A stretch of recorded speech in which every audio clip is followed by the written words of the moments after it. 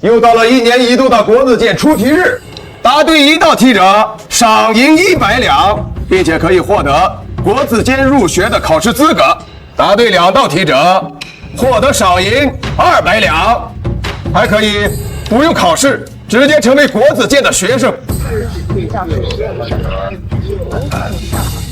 敢问王牧师，若能答对3题呢？3道题，能答对1道题者都寥寥无几，能答对3道题者还没有出现。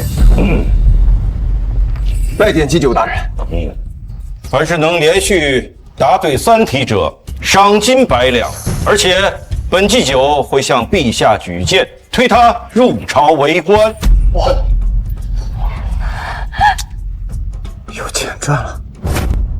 我的女儿，你到底跑哪儿去了？你失踪不说，外祖虎视眈眈，你的2个同父异母的哥哥也已经羽翼丰满，觊觎皇位，大臣们又各怀鬼胎。你要是再不出现，娘亲真的要顶不住了。陛下，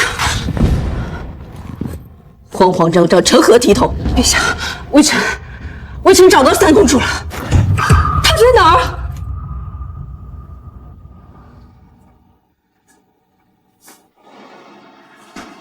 我的女儿，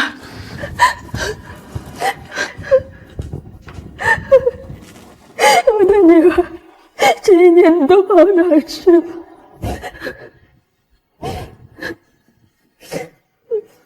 怎么变成这个样子了？启禀陛下，微臣在一间破庙内发现3公主的，她当时发着高烧，还受了重伤。陛下，3殿下伤情稳固，没有生命之忧，随时都会醒来。恭喜陛下寻回爱女。到底是谁吃了雄心豹子胆，胆敢伤害朕的女儿？给朕查，给朕查！属下查到3殿下在外流浪时，一直什么？一直跟一个男性流民在一起。属下认为，他就是罪魁祸首。此人有目标，为什么不给我抓来？微臣已经下令全城进行搜查，相信很快就可以抓到。一旦抓到这个畜生，给朕千刀万剐，凌迟处死，砍下头颅悬挂于城墙之上。还请祭酒大人宣布第1题。好，那本官就说第1题。本官近日得知，这京城之内至少有2人头顶的头发根数是相同的。那么问，本官是如何得知的？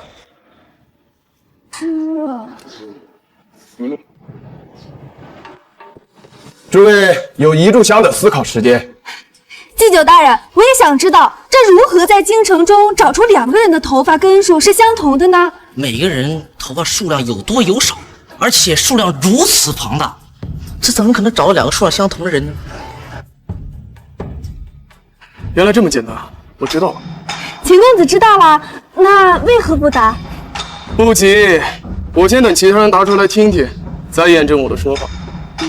哦，我知道了，一定是祭酒大人啊，找了一堆人，一个个数过之后，从而得知的。找了一堆人，一根根的数，你以为本官很闲吗？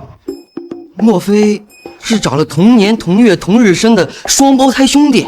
不可能，就算是双胞胎，那也不是数量相同啊。秦公子，看来只能等你作答了。我正有此意。我知道，我知道，我知道。哪来的叫花子？这里是什么地方？你区区一个小叫花子还想来答题？赶紧滚蛋！这有规定叫花子不许答题的吗？那倒没有。这小叫花子还挺自信。秦公子，你不怕他抢了你的风头？笑话，一个叫花子如何答得出来？反正还有些时间，让他闹点笑话。这答案很简单，想找到2个头发相同的人，那你们可以去流民街看看，那里的流民头生虱子，苦不堪言，所以他们的头发剃得越短越好，所以很多人是光头。想找2个头发数量相同的人，很简单。原来如此，是光头啊！对呀，只有光头的数量才是相同的。原来是这样。秦公子，是否跟你的答案一样？被他抢先一步，不过没关系，还有2题。你答对了，赏。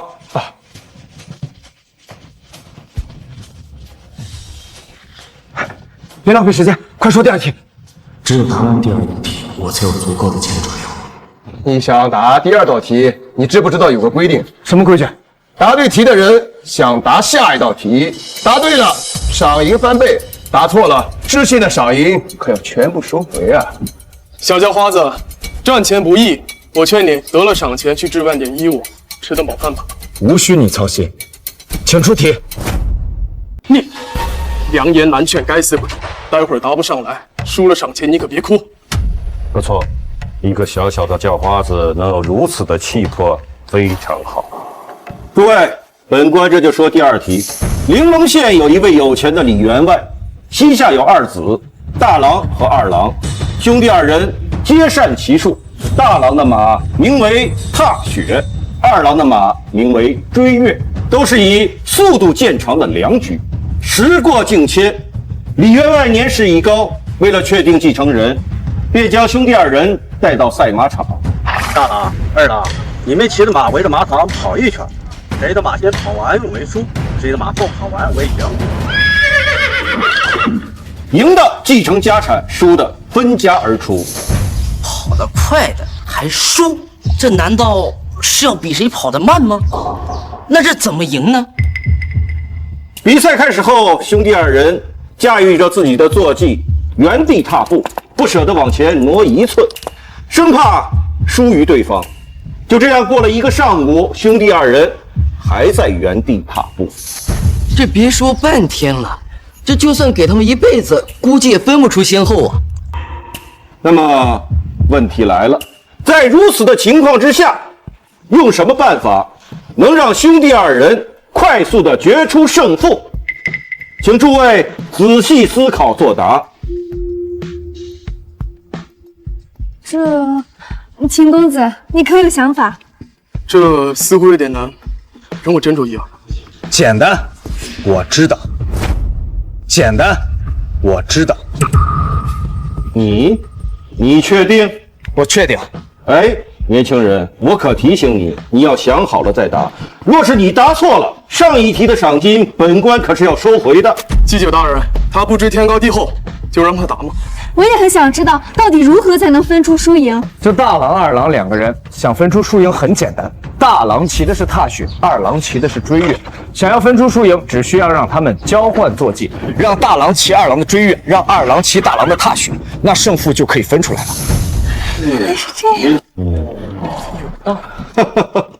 年轻人，你很不错，你又答对了。怎么就答对了？不就换了匹马吗？我知道答案了，秦公子。规矩是谁的马先到了终点，谁输。当2个人换了马之后，一定会以最快的速度冲向终点的。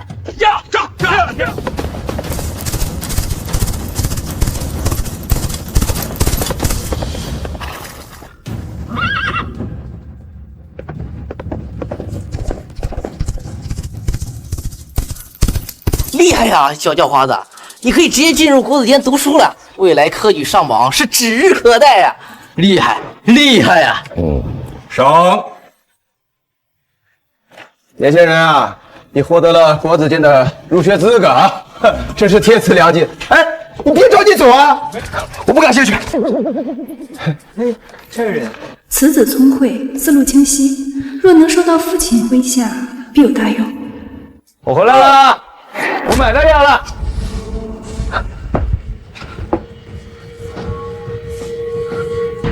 我回来了，人呢？好，快上！人呢？人呢？人去哪儿了？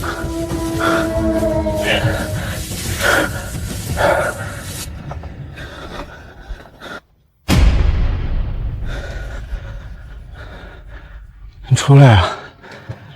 你别吓唬我好不好？我错了，我错了，你快出来吧！你不是说好要一直黏着我吗？我错了，行不行？你出来啊！就是他。这里，终于找到你了，给我上！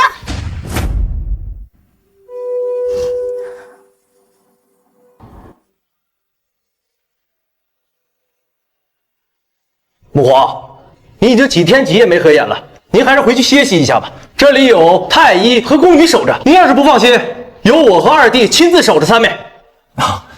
是啊，母皇，龙体要紧，您还有诸多谷物要处理，这万一要是倒下了，那该如何是好啊？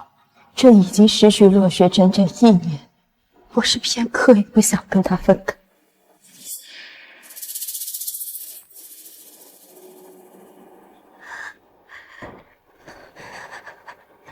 弟弟，别走，别走，不要走！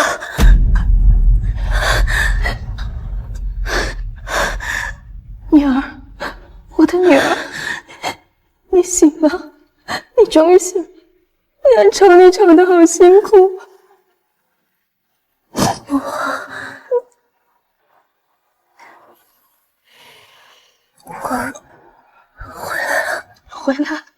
回来了，你不要再逃走了好吗？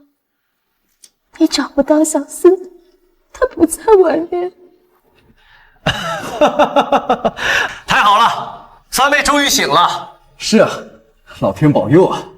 我再也不逃了。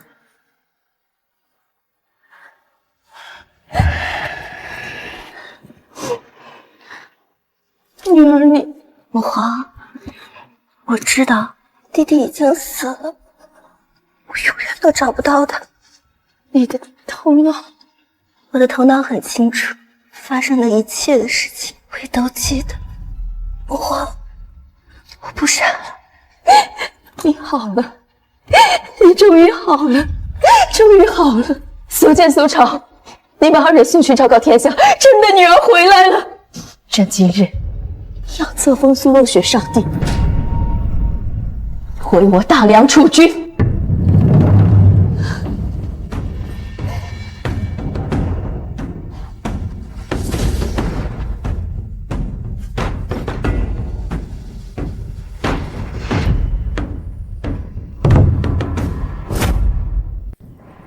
你们二人是聋了吗？听不懂朕的话吗？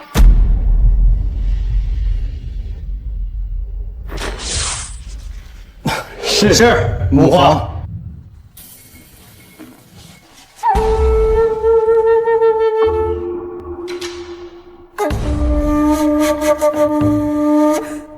母皇，为何要传位于我？不传位给你，难道传位给苏建苏超吗？你才是朕的亲生女儿啊！可我是女子啊！朕也是女子，况且你四弟极有可能是被苏建苏超害死。趁我现在还能够制衡住他们二人，我要尽快为你培植势力，日后你才能够制衡他们二人，一起文武百官。好吧。若雪，娘知道你才刚刚苏醒，就要面对复杂的朝局，会让你措手不及。你是娘唯一的亲人，也是娘唯一信任的人。娘虽然是一国之君，但娘也要依靠。女儿明白，女儿定不会推辞。女儿，你放心，娘已经让小兰去寻找那个诓骗你的流氓，相信用不了多久，他的头颅就会呈上来。诓骗我的流氓，就是那个一直将你控制在身边的流氓啊！别怕，我是来救你的。那你答应姐姐，你要永远跟姐姐一辈子在一起，好不好？女儿，怎么了？是不是那个流氓伤害你太深的功夫，想到就让你头痛不已？不怕，回来了，已经回来了，有娘在啊！娘，不，娘，您不能伤害他，您绝不可伤他性命。为何？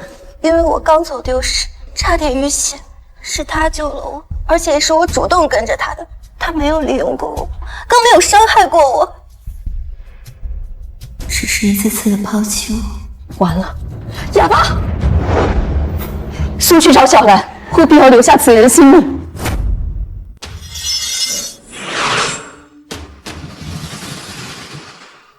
慢！为何不变？因为活着也没什么意思了。从未见过如此坦然面对死亡的人。一个普通流民会有这样的心智？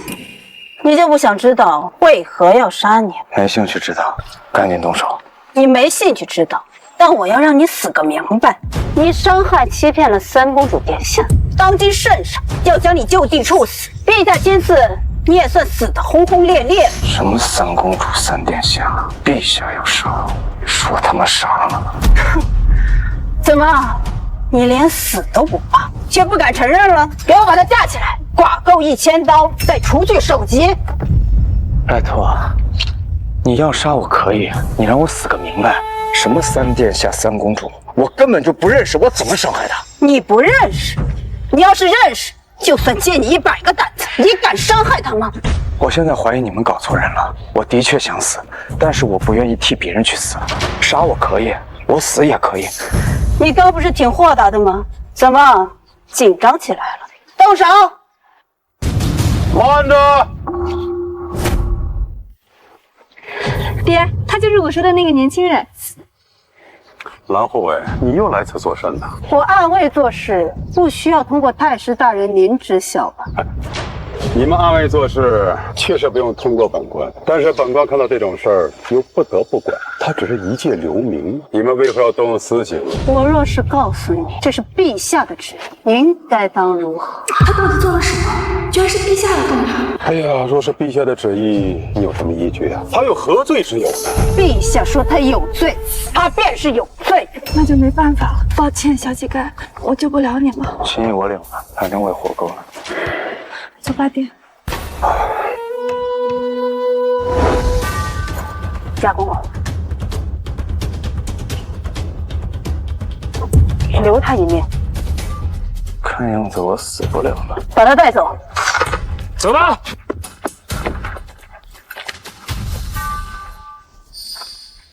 此人到底是何方神圣啊？这陛下一会儿要处死他，这一会儿就又让雅公公亲自过来留他一命。我也不清楚，爹，但是此人甚是神秘。哎呀，这女皇是刚愎自用啊！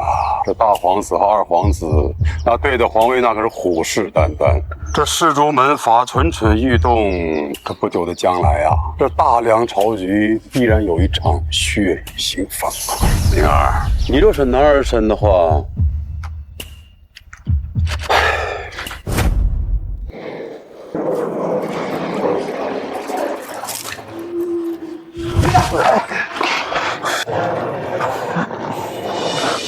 弟弟吃。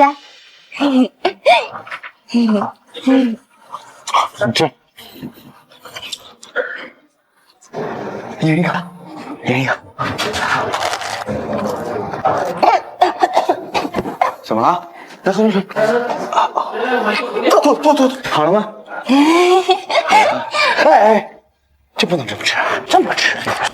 果然，有些东西要失去之后才会想着珍惜嘛。对不起。你对不起谁啊？我对不起。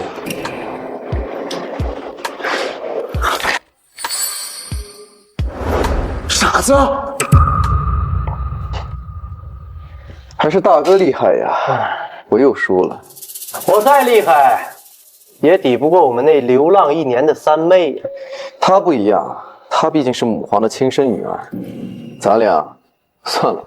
都怪父皇无能，非要让一个女人当政。现在倒好，他死之后，一个女人大摇大摆地当起了皇帝。大哥，这话可不能乱说呀。怎么？这里还有外人？还是说二弟要去告发我？就算没有外人，这话也不能乱说。毕竟母皇当朝已经是近20年的事实，未来恐怕会一直持续下去。哼，当初我们弄死了老四，又毒傻了老三，我以为这储君之位，他会在你我2人之间选一个。哎呀，故此我们明争暗斗了这么久，结果想不到啊，真是可笑。所以，大哥是想和我冰释前嫌了？不但要冰释前嫌，还要同仇敌忾。敌在何处？这还用我说吗？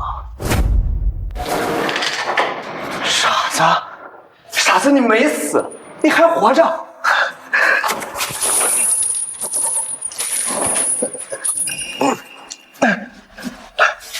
傻子，不认识我了？我呀，傻子。大胆奸民，你可知道你面前的是大梁的三殿下？昨日正是被陛下册封为少帝，你敢叫他傻子？你不要命了？真的，你竟然是三殿下，还成了少帝。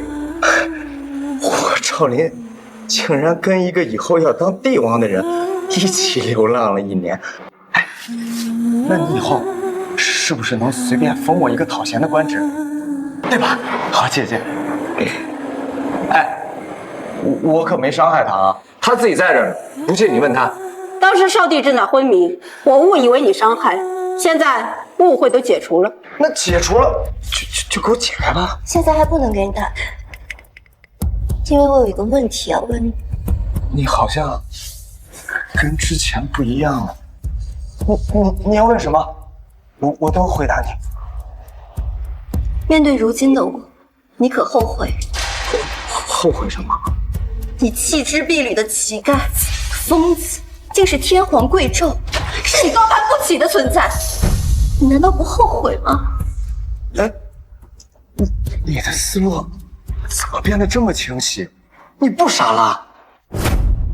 我为了救你，差点被人打死，你却把我丢弃在破庙之中，不顾我的死活。我没有。若非母皇将我寻到，我现在早已死去。此时此刻，你得知我身份尊贵，便恬不知耻的跟我拉关系，甚至不惜叫我姐姐。你以前叫我傻子、疯子，甚至条鬼，你都没有叫过我姐姐。你甚至让我给你封个官儿当，你简直丧心病狂！好，我承认，之前我是有些嫌弃你，我向你道歉，对不起。但是现在我看到你站在这儿，还当了什么少帝，我很高兴。我看到你好了，我更高兴。我还能再见到你，我这辈子已经没什么遗憾了。今天是我最高兴的一天。够了！你到底要假惺惺到什么时候啊？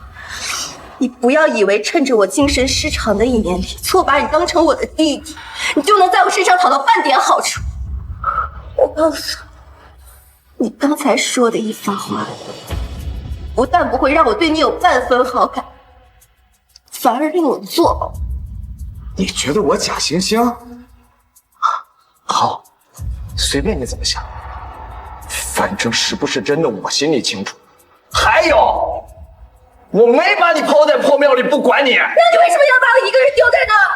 你受伤了，你生病了，我要给你拿药啊！拿药？你连乞讨都不会，你哪来的钱去给我拿药？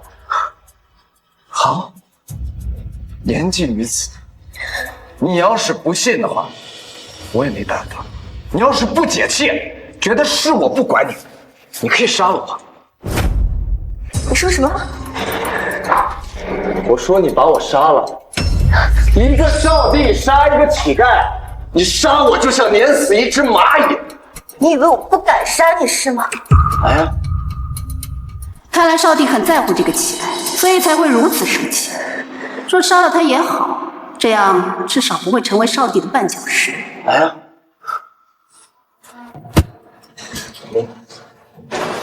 记住，你以后是要当帝王的人，你要杀各种各样的人，不同的人。你现在连我都不敢杀，你以后怎么当帝王？这样，你先拿我练练手，杀吧，杀吧！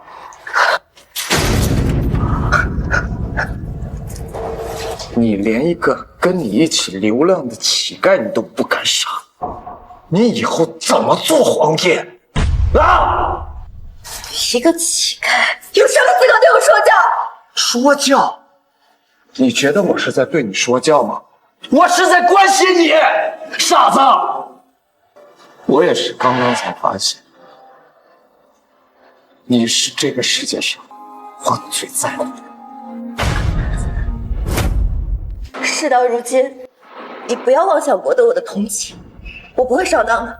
殿下英明，这个家伙不过看了您现在的身份，想说些好听的，讨您欢心吧。难道你就看不出来我关心你？哎，你要是对他足够忠诚，那你就知道他现在身上还担不起大梁这个大旗。陛下还在，少帝成长起来不过需要一点时间罢了。时间？问题是现在又有多少时间了？这乞丐的心智果然非常人所及。这样，你如果不杀我，那就让我留在你的身边，我为你披荆斩棘，扫除障碍，助你登上巅峰，万人敬仰。够了！如今这世道，你只能靠鸡鸣狗盗、沿街乞讨为生，你连独善都做不到，还敢放下豪言说助我登上巅峰？你醒醒吧！我告诉你，在这个世界上，只要我想，就没有我做不到的事。那就让我期待一下，期待你说你能做到，但我不会给你半点台阶。你想走到我身边，每一步都要靠你自己走。好，那你等着我，我很快就会到你身边。很快？很快是有多快？10年、20年，还是一辈子？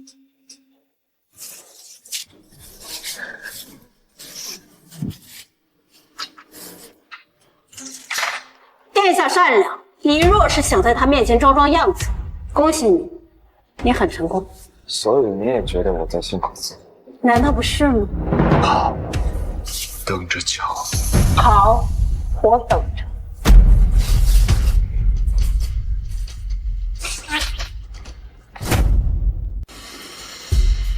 少帝，你怎么处置？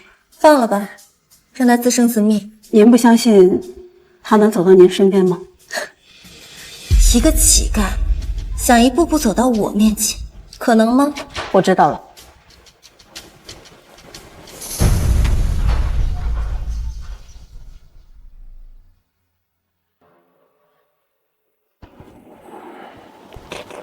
兄弟，拿钱买点吃的。谢谢啊，但我不是狡猾的，把钱留给有需要的人了。第3题比较复杂，本官给了你们3日时间思考，你们剩的时间已经不多了。我提祭酒大人，最后重复一下这个题目，用现场的这些人围出一个最大的面积。我先来。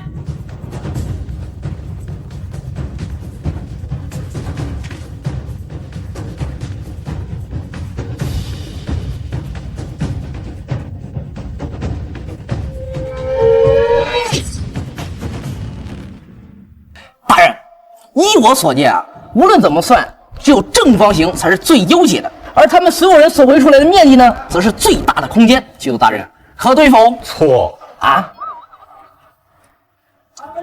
我来，我几乎计算过每一个形状的所有平方面积。我发现了一个严重的问题，那就是在摆放这个形状的时候，它产生的夹角越大，那么它的平方面积就越小，而产生的平方面积越小，它的夹角就会越大。而圆形没有夹角，所以我认为圆形是在有限尺度内能围出的最大平方面积。若是诸位不信，便可拿尺子丈量对比。不用量了，这位秦公子，你答对了。之前被那个小叫花子抢了风头，现在终于轮到我了。难道这传说中的第3题就这么简单？他说的对。但是你只说对了一半。这不是前几日那个小叫花子吗？他居然也来了。你不是？我不是在这儿。你小子消失几天又突然出现搅局，什么叫我只说对了一半？难道你有办法摆出比这囊括面积更大的形状？秦公子，这位年轻人说的没有错，你的确只答对了一半。还有对一半的答案？这个题目的答案也只有祭酒大人知道。我也是猜悟了很久，才猜悟对了一半啊！我也很好奇呀。我也是陛下告知我的。正常来说，只要不是傻子，有逻辑思维，一般都能答对一半。好，我倒要看看你的那一半答案有着大多少。比你大很多，10倍、100倍、1000倍、10000倍，乃至10000倍。1000万倍，就用这几个人，你能摆出比我大1000万倍的面积？扯淡！记者大人，你3天前说过的话可以作数。算数，你明日就同我一同入宫拜见陛下。那你的意思是，等于公布我答对了？你能刚刚说出那些话，自然就证明你已知晓答案。他都还没把答案说出来，记者大人您就说他对了，我不服。为示公平，你给诸位演示一下吧。好。哎，快！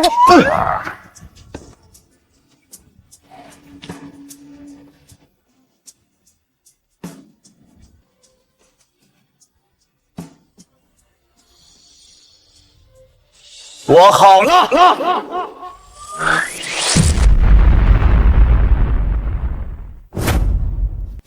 你这不扯淡吗？这不还是个圆吗？你只不过把它们翻了一面，这面积还不是一样？他做的已经很明显了，你们难道没人懂吗？哦，我知道了，还是我们的思维太过于极限了。看来也不尽是都不动脑子的人。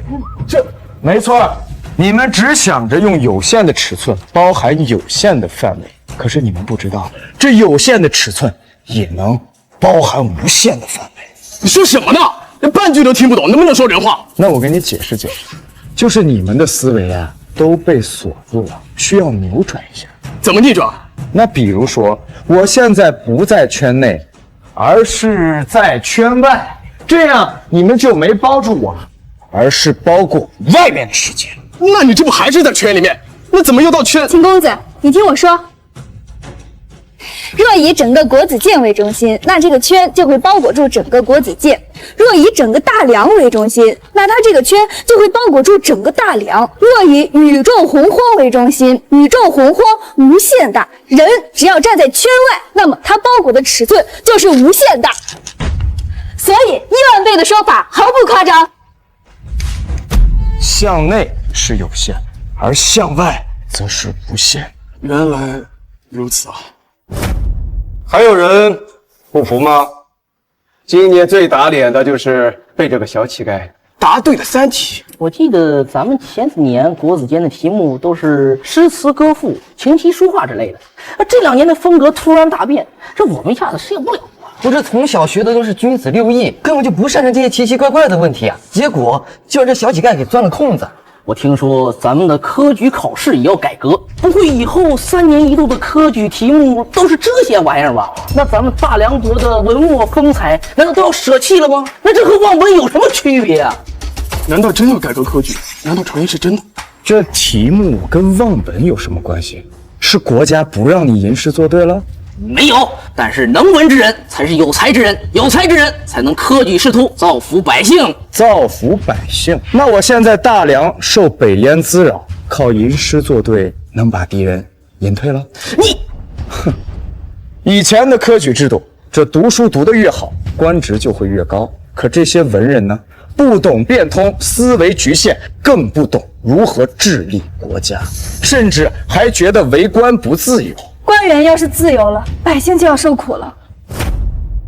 文采可以用来陶冶情操，可以表达自己，表达世界，是人文传播的重要工具。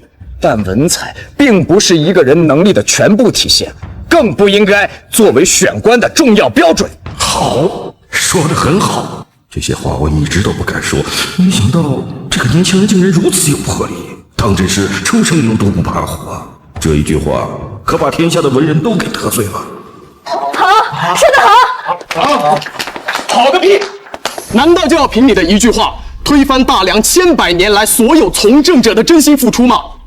大梁现在固然发展得很好，但是还可以更好。是安于现状，还是寻求突破？你选。此人必会一飞冲天，只是锋芒太露，容易得罪人。目中无人，果真是目中无人。庶子放肆，国子监前夸夸其谈，不知天高地厚，嘴上说话没个把门的吗？就是一个小乞丐，不要以为对了几道脑筋题就可以在这大放厥词。大人，我就将此人逐出去算了。就算文采不是选定官人的最优解，我也认了。但如此狂妄之徒，就算是聪慧过人，也不配为官。年轻人，本官劝你自省，给在座的诸位道个歉。如果你听不出来我是为你好，那证明你也就如此了。道歉？给他们做你的狗屁梦！做你的狗屁梦！公子，我劝你莫要跟祭酒这么讲话。目中无人，狂妄，居然连祭酒大人的话都敢顶。大人，此人虽然连对3题，而若是入朝为官，如此目中无人，岂可了得呀？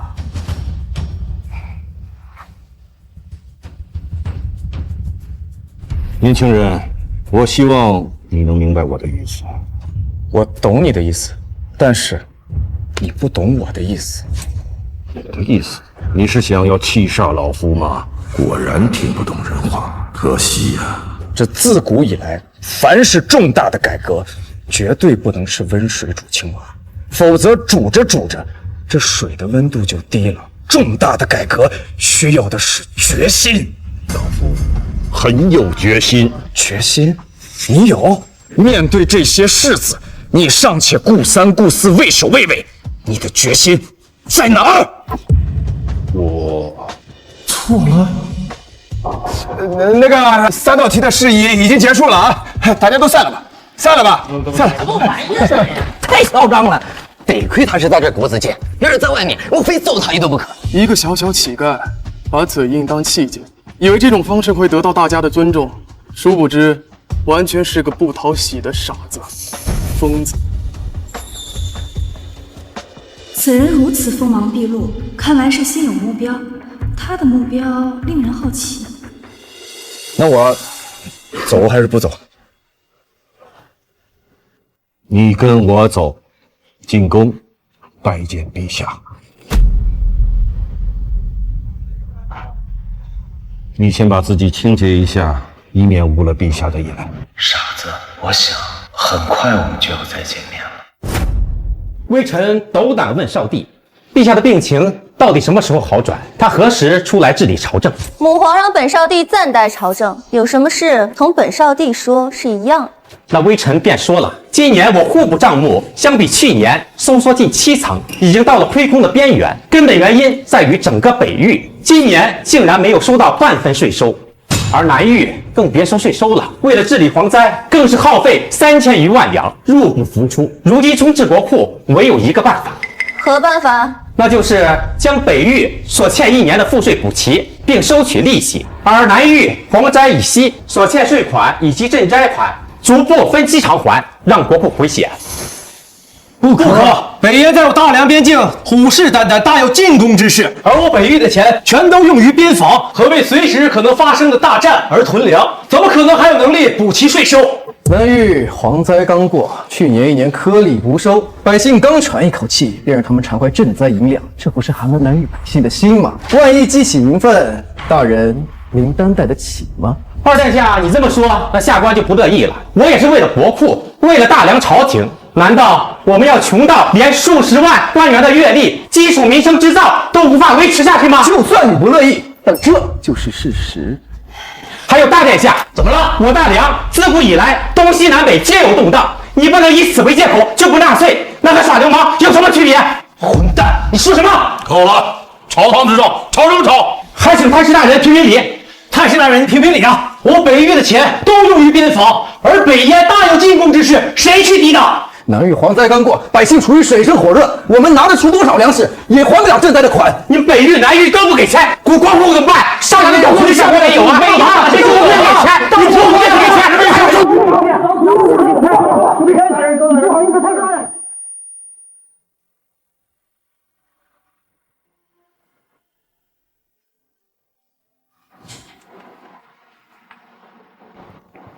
第一次上朝，感觉怎么样？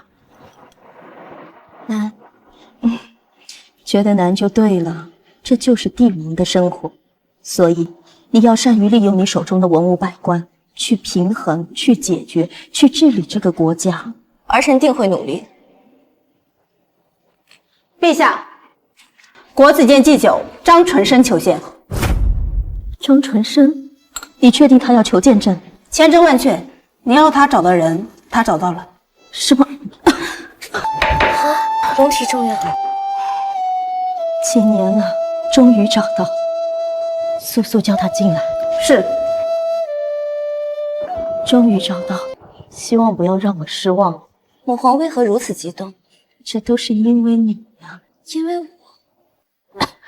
娘亲年轻的时候忙于斗争，耗费太多心血，这才积成内疾。母皇当然不希望你再走我的老路，所以您才……所以我一直暗暗寻找人才，一个能成为你大辅的人才。可惜我大梁科举制度过于迂腐，一时间又难以扭转，我便暗暗让张纯生根据我的要求去寻找心仪的人才来辅佐你。对不起，母皇，都是儿臣无能，才让您这么操心。傻孩子，我是你娘亲，为你做什么都是应该的。臣参见陛下，参见少帝。祭酒大人免礼。人呢？带来了吗？回陛下，在殿外候着。你且先说说他的情况，身家背景可曾了解清楚？陛下放心，此人出身微末，且无半点背景，原是那北方逃难难民的遗孤，在外流浪多年。流浪？这么说是个乞丐？乞丐？乞丐？但我不会给你半点台阶。你想走到我身边，每一步都要靠你自己走。好，那你等着我，我很快就会到你身边。不可能，怎么可能是他？婉儿，怎么了？没事，母皇，只是儿臣前段时间也在外流浪，所以对乞丐二字有些感慨。陛下，此人的确是乞丐，所以没有让他直接入殿，让他在外面候着。若是陛下嫌弃，我可以让他走，以免误了陛下的眼。容朕思索片刻。是，陛下。婉儿，你觉得乞丐当中会有盖世人才吗？若是盖世人才，又岂会是一个小小的乞丐？那就……但儿臣也不能把话说死，只能说，也许吧。我本来底线至少是个寒门出身，没想到竟然是个乞丐。若我直接提拔，以他的身份，必然会使我都遭受诟病。但若我因他是乞丐便拒之门外，恐怕会让曾经流浪过的若雪不好受。还是见见再说吧。他当真连续回答对了朕的3个问题，千真万确。那就先叫进来吧。是。陛下有旨，进来吧。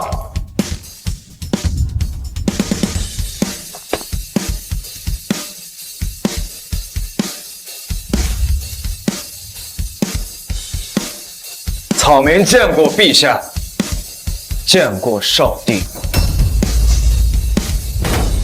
赵灵，你虽满身污垢，我观你仪表堂堂，步履轩昂，名字也很响亮。这名字是谁给你取的？一个养了我2年多的老人给我取的。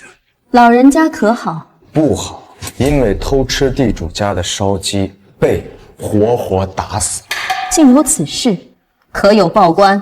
陛下，您觉得一个偷吃的乞丐报官有用吗？放肆！陛下问话，你回答便是。竟敢反问，你好大的胆子！若在君主面前，连反问的勇气都没有，还谈什么治理国家？还谈什么做官？充其量不过是一群滥竽充数、按部就班、阿谀奉承的混子罢了。你，赵灵，你如此不敬，你就不怕朕杀了你？我一个臭乞丐，我怕什么？实不相瞒，我早就想死了，只不过一直没能如愿。若朕有意推举你当官，你觉得你能当什么官？什么官都行，哪怕是9品小吏，我也不嫌。你给我的感觉，你很想做官，这是为什么？因为一个人，因为一口气，因为只有做官，才能离我的目标越来越近。少帝，你觉得呢？赵林，朝堂上兵不认血，你一个小小的乞丐，上去就是找死。我给你一个机会，我赐你100万两黄金，你可以去购置田产、房产，过一个安逸的普通人的生活，可好？普通人的日子，少帝，我要怎么做，怎么说，你才能相信我？莫说是100万，就算是1000万，也动摇不了我半分。你，还请母皇决断。考虑到你的背景，又未经过科考，朕只能以你连破国子监3题为由，破格提拔你入朝为官。至于职位，户部还缺一个堂主事，乃侍从5品，这已经是朕能给你的极限了。陛下赐官，还不快快谢恩？多谢陛下。谢的话暂且用不上，朕只能给你1个月的时间。若这1个月之内你不能做出什么建树，证明你也只是绣花枕头草包一个，朕会亲自摘了你的乌纱帽和人头。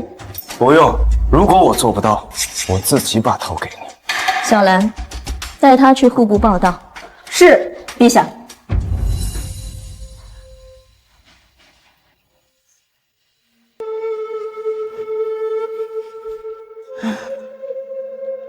母皇为何而叹？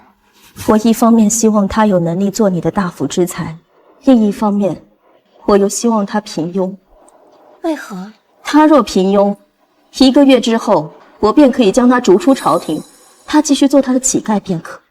但若他真的有超世之才，待他替你扫清一切障碍之后，你必须得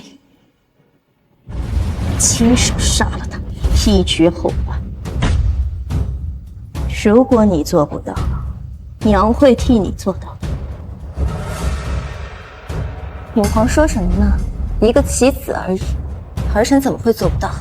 娘不傻，娘看得出来，他就是跟你一起流浪的那个乞丐，对吗？真没想到，他竟然能为你做到这个地步。到底是攀附巴结你，亦或是真的是为了你好？很快便能知晓。祭酒大人，祭酒大人，感谢您的推荐。我也不是没有目的的。陛下把改革科举之策交由我负责，我需要一个强大的帮手助。你的官职虽然还可以，但是想要帮到我，还远远不够。祭酒大人放心，我很快就能帮到您。你有信心非常好，那我就预祝你早日高飞。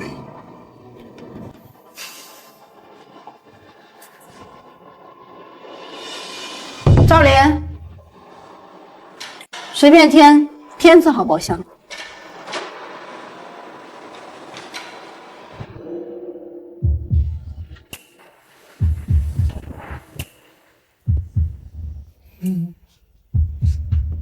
能坐吗？见到本宫，为何不失礼？至于这么见外吗？赵林，你到底想怎么样？什么怎么样？我们不是说好了，只要我能走到你身边，你就让我保护你吗？傻子！大胆！再叫我傻子，我杀了你！你到底是怎么蒙骗过关，得到张继久的推荐的？你想纠缠我到什么时候？你就不能放过我？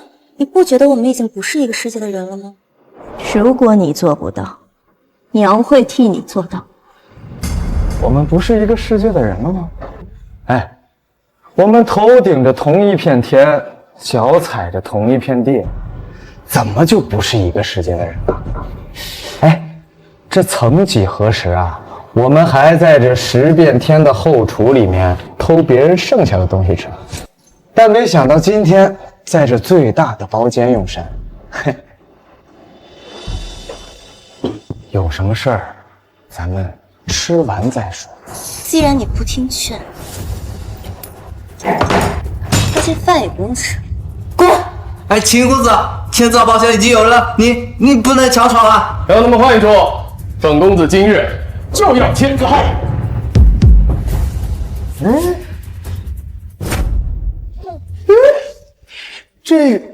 这个人怎么看着那么眼熟呢？是啊，这个人好像在哪儿见过。这不就是那个答题的乞丐吗？哦，对，就是他。这几日不见，反倒人模狗样了啊！别瞎说，万一他真被祭酒大人推荐去当官了呢？哎，不可能！就他那天那目中无人的样子，连祭酒大人都不放在眼里，怎么可能让他当官呢？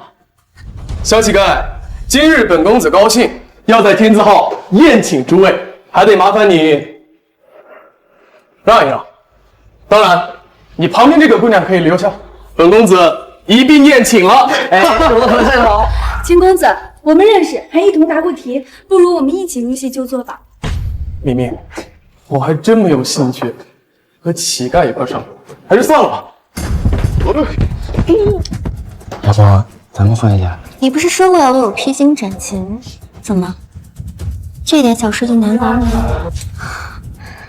我这不是怕太高调影响你。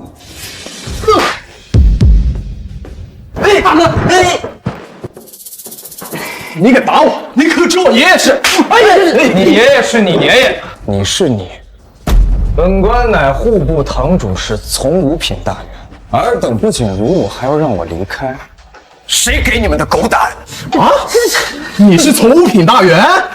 睁开你们的狗眼，看仔细。不公啊！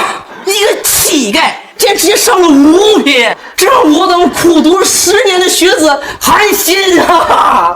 这世道怎么会变成这样啊？别太嚣张了，不过区区从五品，对我秦家来说不值一提，对在座的诸位来说也不过尔尔。什么你的？叫大人，你们这帮世家子弟，仗着家族背景雄厚，可你们呢？有一官半职吗？再在我面前耍横，我还打你们！你两个废物，走，滚！赵公子，你不该如此。我的事儿用不着你管。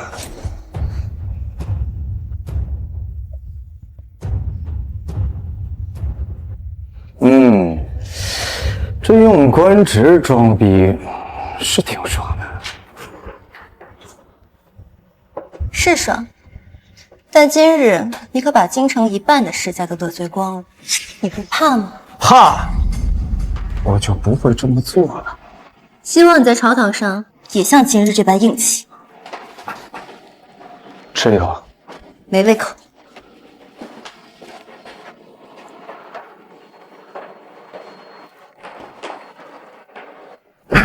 我自己吃。我最讨厌浪费粮食。参见少帝。平身。少帝殿下，充盈国事一事，您可有决断？北域抵御外敌，本少帝可以免除你的罚息，但是所欠的税款还需补上。大哥觉得如何？少帝殿下，您说笑了，单单免除罚息怎么能够？我北域的钱都用在边防之上，哪还有钱强行交税呀？若是强行交税，恐怕会寒了边疆将士们的心，届时北燕南下，其后果不堪设想。王爷，您可是在威胁殿下？你是何人？你是何人？本王怎么从未见过你？在下赵林，乃户部堂主事。3品以下不得进入朝堂之内，而你一个从5品的堂主事，竟敢插嘴！北王莫怪，今日是为国库事宜而来，我得找个助手汇报详情。之前已经写了折子交代过了。哼，下官虽然官小，但是明白一个道理：这朝堂之上，百官敬言乃是常事，所以我是能插嘴的。大王爷，您还没有回答我的问题。您刚刚是在威胁殿下吗？我没有，反正我没有钱能交清赋税。为什么没钱？刚刚本王不是已经说过了吗？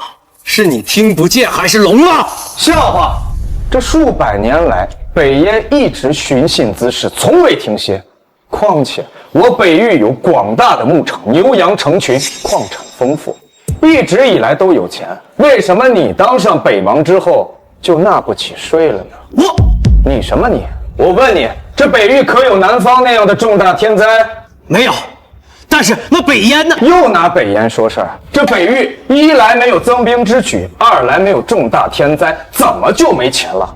还是说这钱被你咪下干了点别的事儿？住口！休要胡说八道！这陛下不在，如今朝堂之上，少帝最大，他都没让我住口，你又算老几？还有，你还是没回答问题，钱呢？钱去哪儿了？这哪来的小官这么勇？此人原本只是区区乞丐，这没想到竟然通过回答国子监3道题而翻身，并且迅速抓住机会上朝展现自己。这未来若不会才子，恐怕没人压得住啊！你是不是认为我真的不敢把你？大哥莫急，少帝还在呢。大哥，本少帝觉得赵大人说的就是我心中所疑虑的。钱为什么没有了？充粮招兵，朝廷会拨款，你记录在册即可。但纳税是国之根本，怎可说坏就坏啊？可是什么？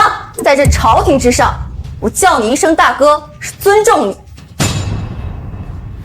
退款之事，我立刻筹备，但最多1半，已经是极限了。1半可以。那其余的1半，本少帝限你3个月期限，补齐。多谢少帝谅解。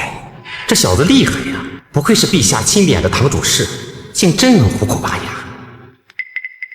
至于南下，殿下，南域灾情刚过，百姓还没来得及喘一口气，便让他们偿还欠款。南域不是不还，属实是没有钱呀，还望殿下三思。二哥莫急啊。本少帝知道南域不易，那所欠的欠款可以暂缓。大哥啊，大哥，你就应该先发制人，这样三妹就没机会要钱了。不过嘛，这个南域赈灾所用数额巨大，其账目本少帝需要仔细核对，也是方便我了解南域的灾情。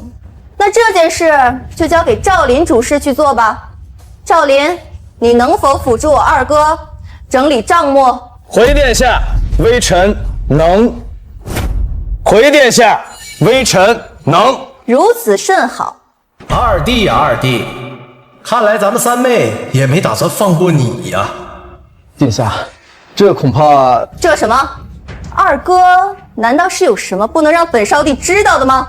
没有，只是……只是什么？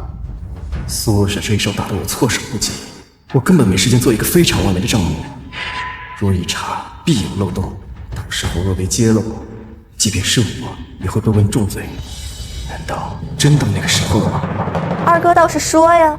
只是南方大灾，但是南王爷可以先偿还朝廷1半银两，剩下的1半等到明年再还。只不过最近因为筹集银两，无暇顾及账目，可以等过几天我再去问王爷索要账目。是这样吗，二哥？是，确实如此。好，那本少帝便给你7日的时间去筹备，筹备过后交由户部，然后再由赵林主事整理账目。是，殿下。若南北各收回1半，那我户部便能松一口气。但离充盈还相差甚远，但仍有误国纲之危啊。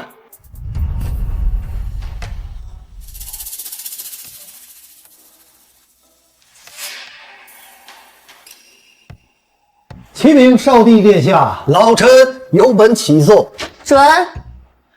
殿下，马上就要到了我大梁王朝祭祖之日了，这可是大事啊！所以，若是能收回南北所欠银两，还请尽快拨予我礼部。我礼部还等着这笔钱筹办祭祀大典呢。我去，这老东西刚看我户部有些起色，就他搞钱了。大人，我皇，先看看。倒是确有此事。那今年祭祖，吕布需要多少银两啊？回殿下，去年耗资1100万两，今年我大梁王朝拮据，礼部可以压缩各项，控制在1000万两以内。1000万两，祭祖的开支这么大，不知这其中的复杂过程能否节省一二啊？殿下说笑了，祭祖历来是我大梁王朝的重中之重，节省祭祖便是对祖先的轻慢。莫视他们对大梁江山洒热血、抛头颅的付出啊，这样会让列祖列宗感到寒心呐。吕大人，本少帝不是这个意思，只是今年情况实在是特殊，这开支确实太大了。难道陛下是觉得老臣在胡乱开支不成？甚至是手过流油？老臣敢清晰所有账目，精确到每一个铜板的去向，还请百官同僚监督老臣，若有半分不对，我愿以老命相抵。吕大人，此话严重了。太师大人，老臣这话不为过呀。少帝今日主打的就是一个不相信，不相信呐，让一个不知从哪儿来的从五品小吏，像个疯狗一样在朝堂之上乱吠，一会儿质问这个，一会儿又质问那个。既然如此，那我先表明态度，免得以为老臣有私心呐。祭祖必须要祭，这是我大梁的传统。若是连传统都丢了，那我大梁的气节何在呀？那我大梁的气节又何在呀？吕大人，你这是在指桑骂桑呀？你方才说谁像疯狗？我说的就是你，怎么样？你个冒昧的老东西！你身为我大梁的礼部尚书，掌管文墨书理，骂起街来却像个扑街的老妇，广场的大妈。你对得起礼部尚书这4个字吗？你什么你？我看你还是告老还乡得了，免得传出去，别人说我大梁的礼部尚书居然无礼。我什么我？你个糟糕的老姜！我只是在说祭祖之事，你不要扯东扯西。这祖肯定是要祭的。你刚才也说了，我大梁是祖先们用血泪换来的。可如果他们知道他们用血泪换来的财富被我们浪费在铺张浪费的祭祖上，而不是国家建设，恐怕他们气得连棺材板都盖不住了吧？你什么？等你100年之后，你有什么颜面去面对他们？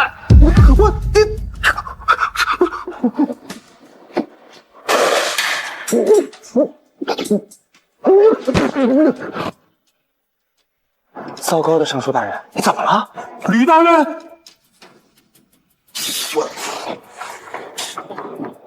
哎呀，少帝啊，吕大人急火攻心，气血上头，他晕过去了呀！来人，扶吕大人下去休息，传御医给吕大人诊治。好好休息，回下去。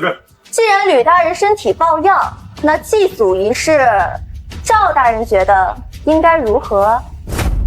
依臣之见，祭祖当日应当举行庙会，唱唱歌，跳跳舞，该吃吃，该喝喝。但是到子午时分，中山寺99次鸣钟，而钟响之时，全城的百姓寂静默声即可。岂有此理！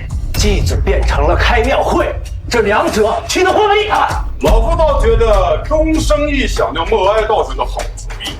中国的祭祖呀，是肃穆之事儿，当日应该庄严一些。不过这庙会嘛，少帝啊，老夫就觉得罢了吧。太师大人，敢问您若在100年之后，您希望您的后辈们如何呀？当然，我也希望看到我的后人开心、快乐、幸福。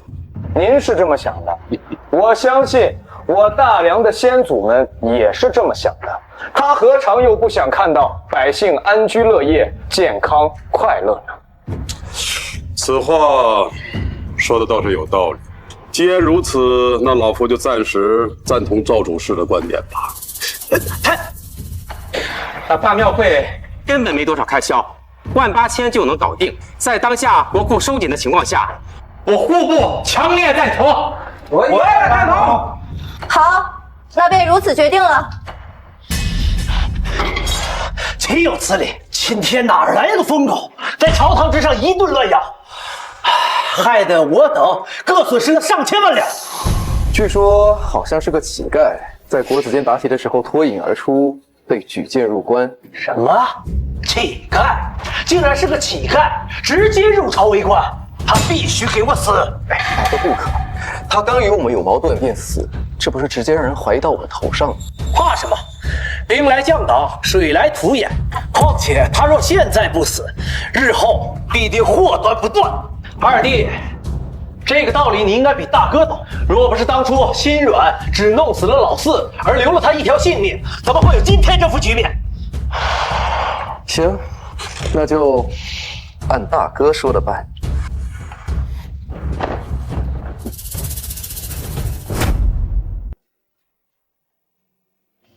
没想到这个小乞丐倒有些能力，不但能够从老大老二嘴里拔牙不说，还能为我大梁省下一大笔钱。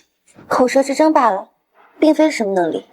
一个区区从五品能够把一二品大臣对得哑口无言，这不是能力是什么？母皇，此人留在朝堂上，恐怕会祸乱朝堂。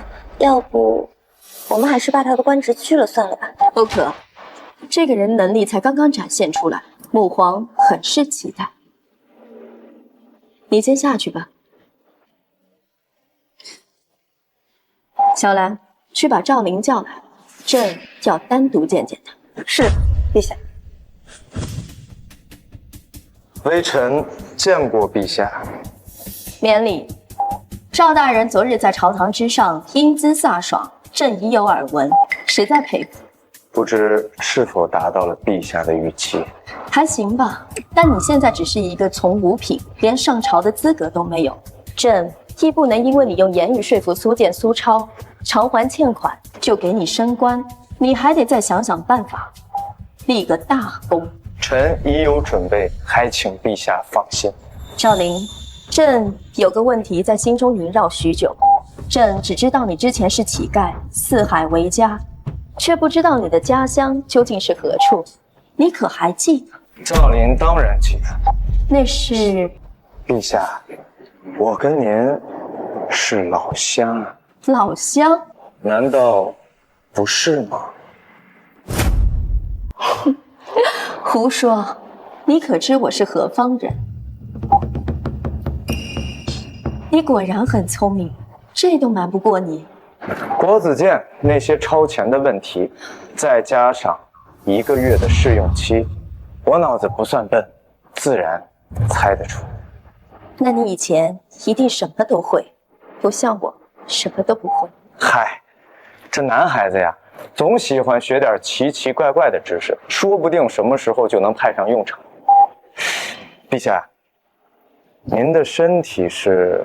年轻时候忙着斗争，落下一身病，所以我才不希望我的女儿步我的后尘，希望你能帮助她，让她轻松一些。可这做帝王哪有轻松的呀？倒不如让她做个逍遥公主。可这江山是我辛苦挣下的，我怎舍得拱手让人？况且，我现在不是已经找到你了吗？毕竟你那么在乎他，我当然要好好利用一下。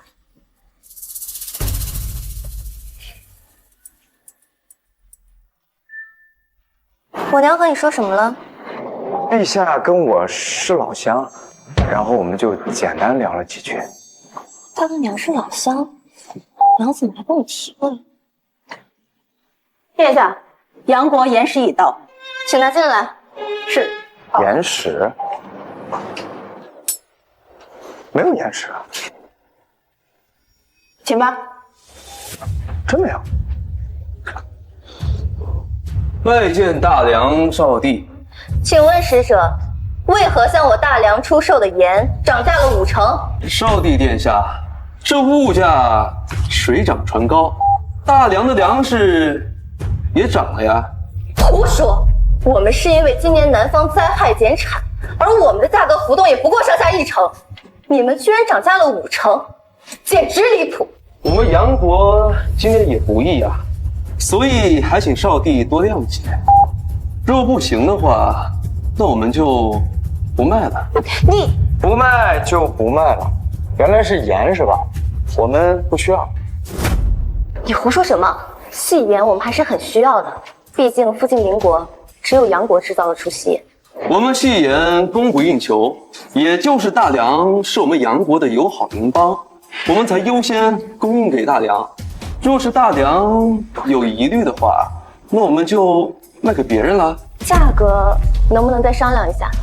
那你们就卖给别人吧，慢走不送。哦，对了，另外，我大梁南下出现了蝗灾，原本是双方互相友好贸易，我才卖给你们粮食。但是现在我们要防着北燕来犯，所以这粮食我们也不卖了。你们要买的话，就去找别的国家吧。小兰，松口。什么？不好意思啊，使者，他只是一个小吏，不懂规矩，还望勿怪。若人人都像这小吏一般无礼，那大梁还谈什么礼仪之邦？这礼仪之邦面对的是有礼仪的人，而不是你这种敲竹杠种。告诉你不要让你胡说，这下好了，不得不打你世纪大板才能平息此事。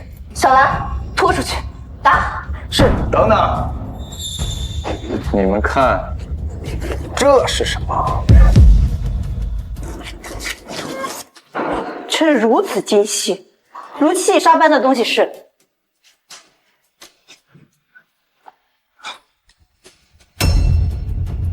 是盐？没错，是比他们杨国还细的盐。怎么可能？胡说八道！我就没见过比我杨国还精细的盐。这怎么可能？我不信，我不信！傻了吧？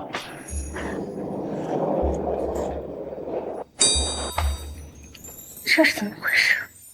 启禀殿下，下官不才，刚刚研制出了制作精细细盐的方法，现在我大梁不再需要向其他国家来买了。殿下，您看现在还要打我板子吗？既然你刚刚说的都是实话，那自然算不上无礼。板子嘛，当然也就不用打了。多谢殿下洪恩。至于杨国使者，我大梁现在已经有自己的细盐了，就不需要向你们买。不是，你们怎么可以这样？明明每年都要买的，怎么突然就不买了？这不符合做生意的规矩啊！是我们一开始要与你们签订长期协议，你们不愿意，无非就是为了到时候等着涨幅价格。既然我们之间没有协议，那我说取消便可以取消了。当然，粮食我们也不卖了。殿下，盐你可以不买，但粮食你不能不卖呀！我们杨国地小物稀，万数口粮都得靠大梁。你要是不卖粮了，我们梁国的子民怎么办呀？这卖还是要卖的，不过这价格嘛，就按之前价格的2倍。2倍？嫌少，那5倍。 2倍，那就2倍。我说的是5倍，5倍，5倍，就5倍吧。请吧。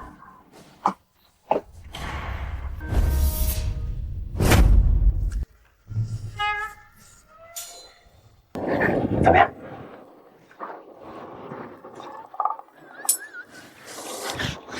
脏。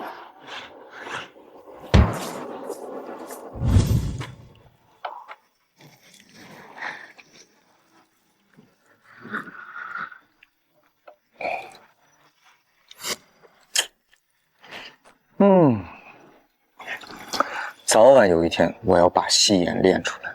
这要是往上一撒，那得老香了。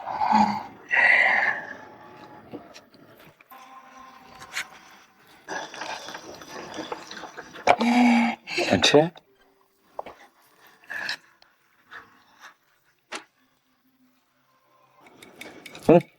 熟了。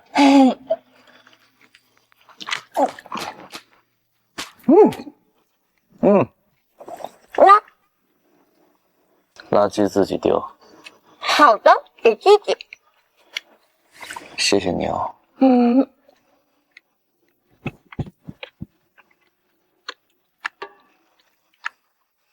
好喝吧？好吃。没想到你真的能制造出戏言，这对于我大梁来说，能够节省一大笔巨额的开销，也能让我大梁的百姓都品尝到戏言。这对大梁百姓来说，无疑是一个大举。那你是不是原谅我了？永远不。弟弟，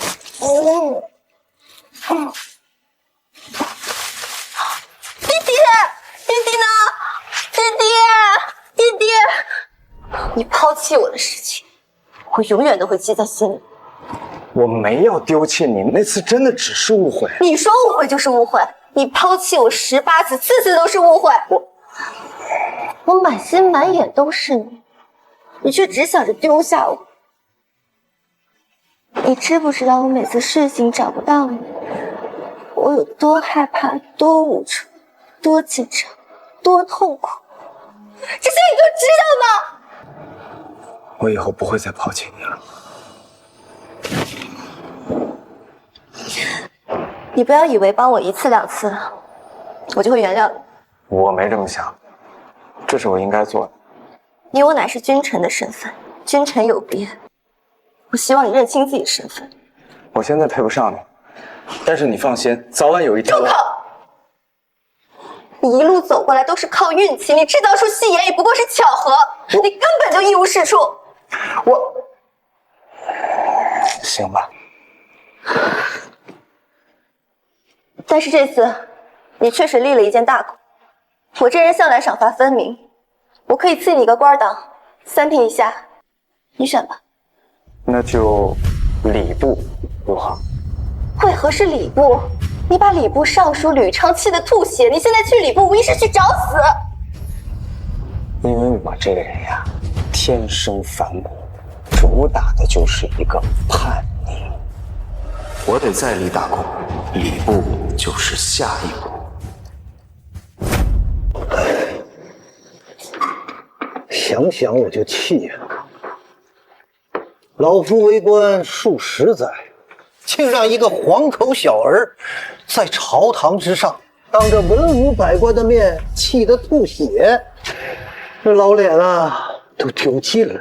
尚书大人勿恼，那小儿疯狗一个，而且只是个从5品官职，以后都没有机会上朝堂的，你也见不到他了。况且您可是2朝元老，谁还敢当着您的面提之前那件事呢？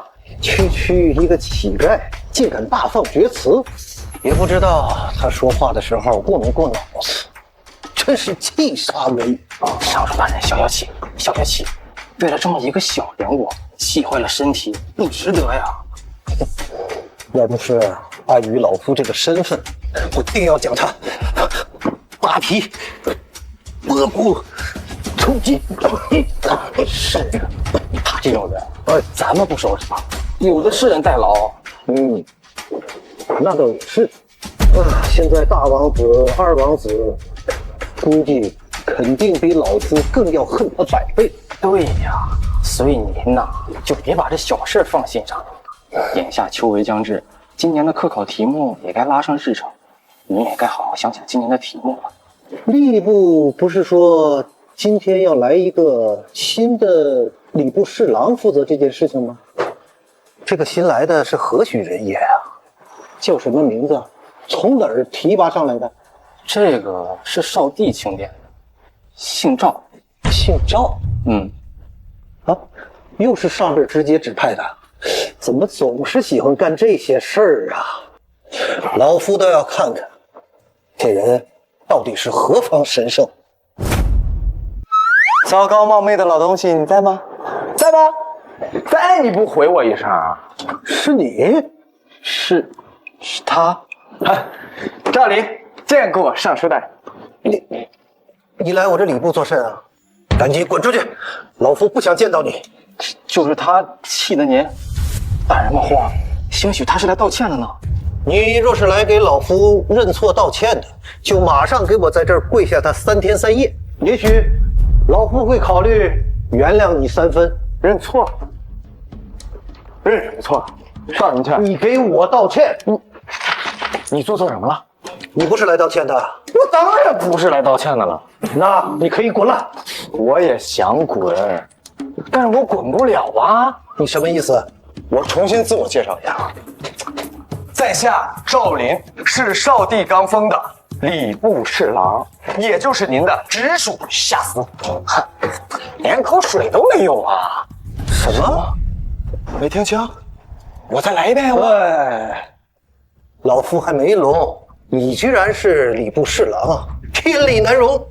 大人莫慌，你这种人，竟然能够直接连跳2级半，从5品到正3品，这怎么可能？除非你做出了惊天的贡献，否则怎么可能这么跳跃？我大梁最近攻克了戏言的制作之法，这事儿您知道吧？当然知道啊，此乃我大梁之福，在下不才，我攻克了，所以陛下就直接给我升官。不可能！不可能！那不然你们以为他为什么会连给我升2级半？那戏言的制作工艺是被你这种人攻克的？哼，简直是匪夷所思啊！这个一时吧，大脑开花，惭愧。不聊这事儿，有别的事儿。最近秋闱将至，这考题还没出，要不咱们开个小会商量商量？哎，嘿嘿，这题目呀，我已经出好了，要不二位过目？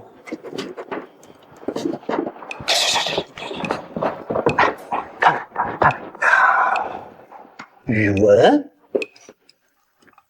数学、化学，这什么生物？这都什么乱七八糟的、五花八门的呀！我们的《诗经》《经义》这些考题都在哪儿呢？我计划用5年的时间，把这些新学科代替掉咱们的《诗经》《经义》考题啊。这个国子监、翰林书院都要帮我一起去推广新知识、新思想的学习。然后这个考试吧，由之前的排名变成了总分汇总。总分制度您应该知道吧？你是想用5年的时间改革科举考试？哎，要不您是大人呢，一听就懂。从今年开始，这新学科占比20%，传统项目占比80%。从明年开始，这新学科占比40%，传统学科占60%，然后逐年的交替，5年的时间即可完成改革。胡说八道！这语文、历史、地理尚能理解，这物理、化学是什么玩意儿？我举个例子啊，这个苹果为什么会掉下来？我知道你们会说因为重量，可是这重量是怎么来的呢？哎，这个就是物理的知识。这物理的知识啊，能帮助我们更好的了解这个世界，更好的感受这个世界的法则。至于这化学嘛，我把粗盐变成细盐，这中间的过程有筛选、蒸煮、过滤、结晶，而这结晶便是化学。这样的例子数不胜数，可能我这一辈子都列举不完，所以我需要你们，需要天下的学者帮我一起去学习和推广。当然，我知道你担心什么，这《诗经》《经义》啊，并不是要移除考试，而是要把它划分为语文这个学科里。你放心啊，几千年之后，这语文学科仍然占比非常高，而这样呢，就可以利用不同学子的不同兴趣爱好和他们的特质，为我大梁输送各种各样的人才。我只想送你2个字：优秀。荒谬！只要我还是礼部尚书1天，就不允许你把《诗经》《经义》从考题上抹出去。对，我的问题，我就知道不该跟你这些老顽固讲这些。你庶子不足与谋也呀！大人，息。大人呐，这改革科举会搅动天大的风云，大梁各家书院不允许，天下墨客也绝对不会允许的。所以呀，他肯定完不成。不如您放手让他去做，届时失败后，少帝跟陛下必然大怒，没准儿叫他贬为原形，重新变成乞丐。到时候您的怒气不能出了，您免得跟他在这件事上产生争执。毕竟啊，他也算不上是红人。言之有理。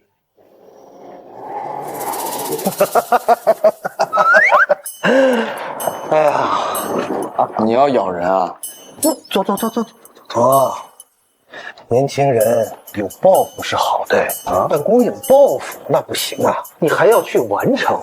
哦，老夫想全力支持，但是又怕晚节不保啊。哦，我可以在文书上不阻碍你，其他的你自己看着做就行。意下如何？太好了，糟糕的老东西！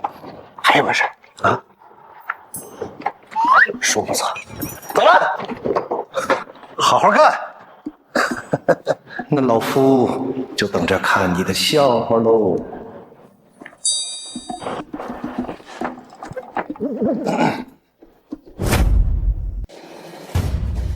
你们都是我从北域挑选出来的精英，我要你们限3日之内将其斩杀，不留一点证据，并且返回北域，能做到吗？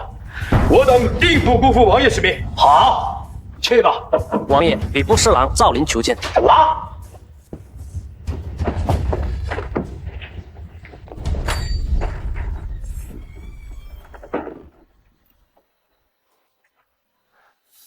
赵大人，光临我寒舍有何贵干？寒舍，北王爷，您太谦虚了。您要是去之前我住的地方看看，您就知道什么叫寒舍了。赵大人，此行来有何目的？赶紧说，不然请回吧。王爷，其实我有难言之隐。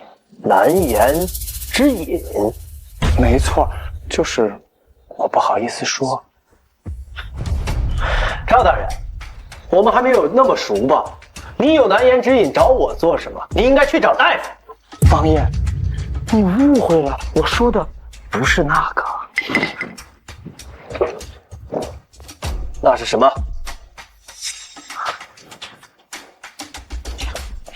王爷，我总觉得最近有人要杀我。我最近吧，可能是得罪的人有点多，我就总觉得有人要害我，我整宿的睡不着觉。王爷，您知道有多难受吗？赵大人，你现在风头正劲，又是少帝殿下身边的红人，谁敢动你，那不是引火烧身吗？王爷，我一个没有背景的人，跟红不红人有什么关系？这谁想杀我，谁都能啊！我举个例子，王爷，要是您想杀我，那还不是挥挥手的事儿吗？举个例子而已。而且，别管我现在红不红，我要是死了，管他红不红的，谁会去跟一个死人扯皮呢？开门见山的说吧，你是这次打算来刺探什么呀？王爷，您又误会我了，我只是想寻求一个庇护。难道有人提醒了他，知道我要杀他？奇怪，我要杀他的事情也只有老二知道。难道老二私下与他联手？老二出卖我要杀他的消息，用于拉拢他，然后这个墙头草又不信任老二，过来试探我。王爷，您想什么呢？没想什么，只是赵大人有些话我听不懂。哎，这有什么听不懂的？我就是想……赵大人，切莫在我这装疯卖傻，咱俩的事情还没完呢。我没宰了你就已经够仁慈了，你让我损失上千万两，还想寻求我的庇护？送客。行，王爷，您这是不打算给我活路了？罢了，王爷，告辞了。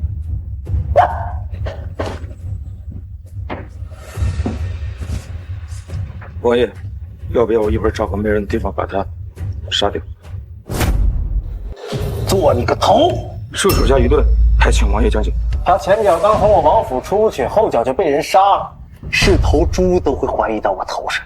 虽然我不怕被怀疑，但是实在太明显了。况且现在这小子很有可能和二弟联手，在试探我。现在若是动了他，老二保不准会将我一军。原来是这样，那暂时我还动不了他。至少今天肯定不行。赵大人请我喝酒，是不是请错人了呀？这当然是没请错了呀。之前的事儿，那都是误会。我呢，也是被人当枪使了，还希望南王莫要怪罪。不怪罪，哎，那就好。可能如果可能的话，我愿意补偿王爷，为王爷鞍前马后，在所不辞。你这是要追随我？就是这个意思。像我这种没有背景的人啊，我必须要找一个明主。很显然，您就是明主。那给我一个理由。因为大皇子他要杀我，我很害怕。这少帝呢，又是个女人，我不信任。依我所见，只有南王您才是那个明主。他怎么知道老大要对他动手？老大下手暴露了？不对呀，老大想杀这么一个毫无背景的人，应该不至于失手吧？难道是老大忽悠我要杀他，然后又让他来探我的底？还是说是母皇那边派来的？这种人鬼才信。赵大人说笑了，我只是个臣子，有什么前途呢？至于您，我这庙小，您另找他人吧。王爷，王爷，你再想想呢，要不？王爷慢走。就这么简单？就这么简单。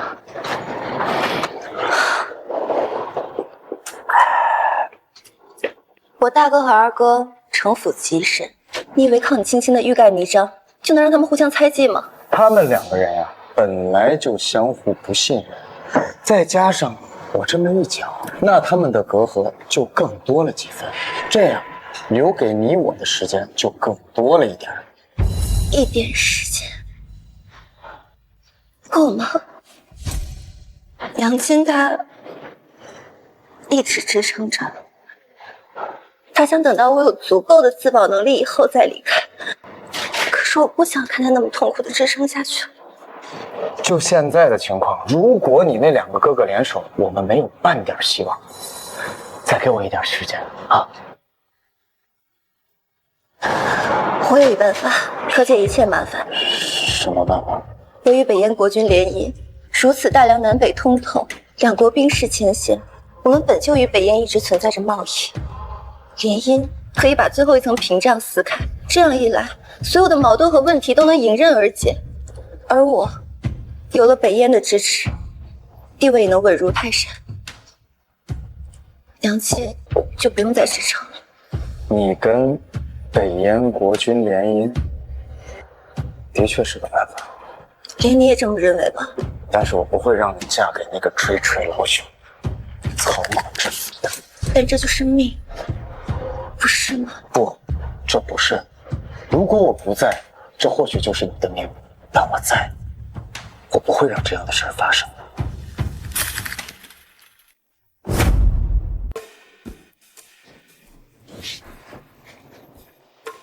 终于要开始了吗，赵大人？当然了，张大人，你怕了？我怕，我是怕你怕。那帮家伙就在外面等着。改革科考一经宣布，就引起了轩然大波。反正我是力排众议，我国子监全力支持。但是其他就全靠你自己了。去去。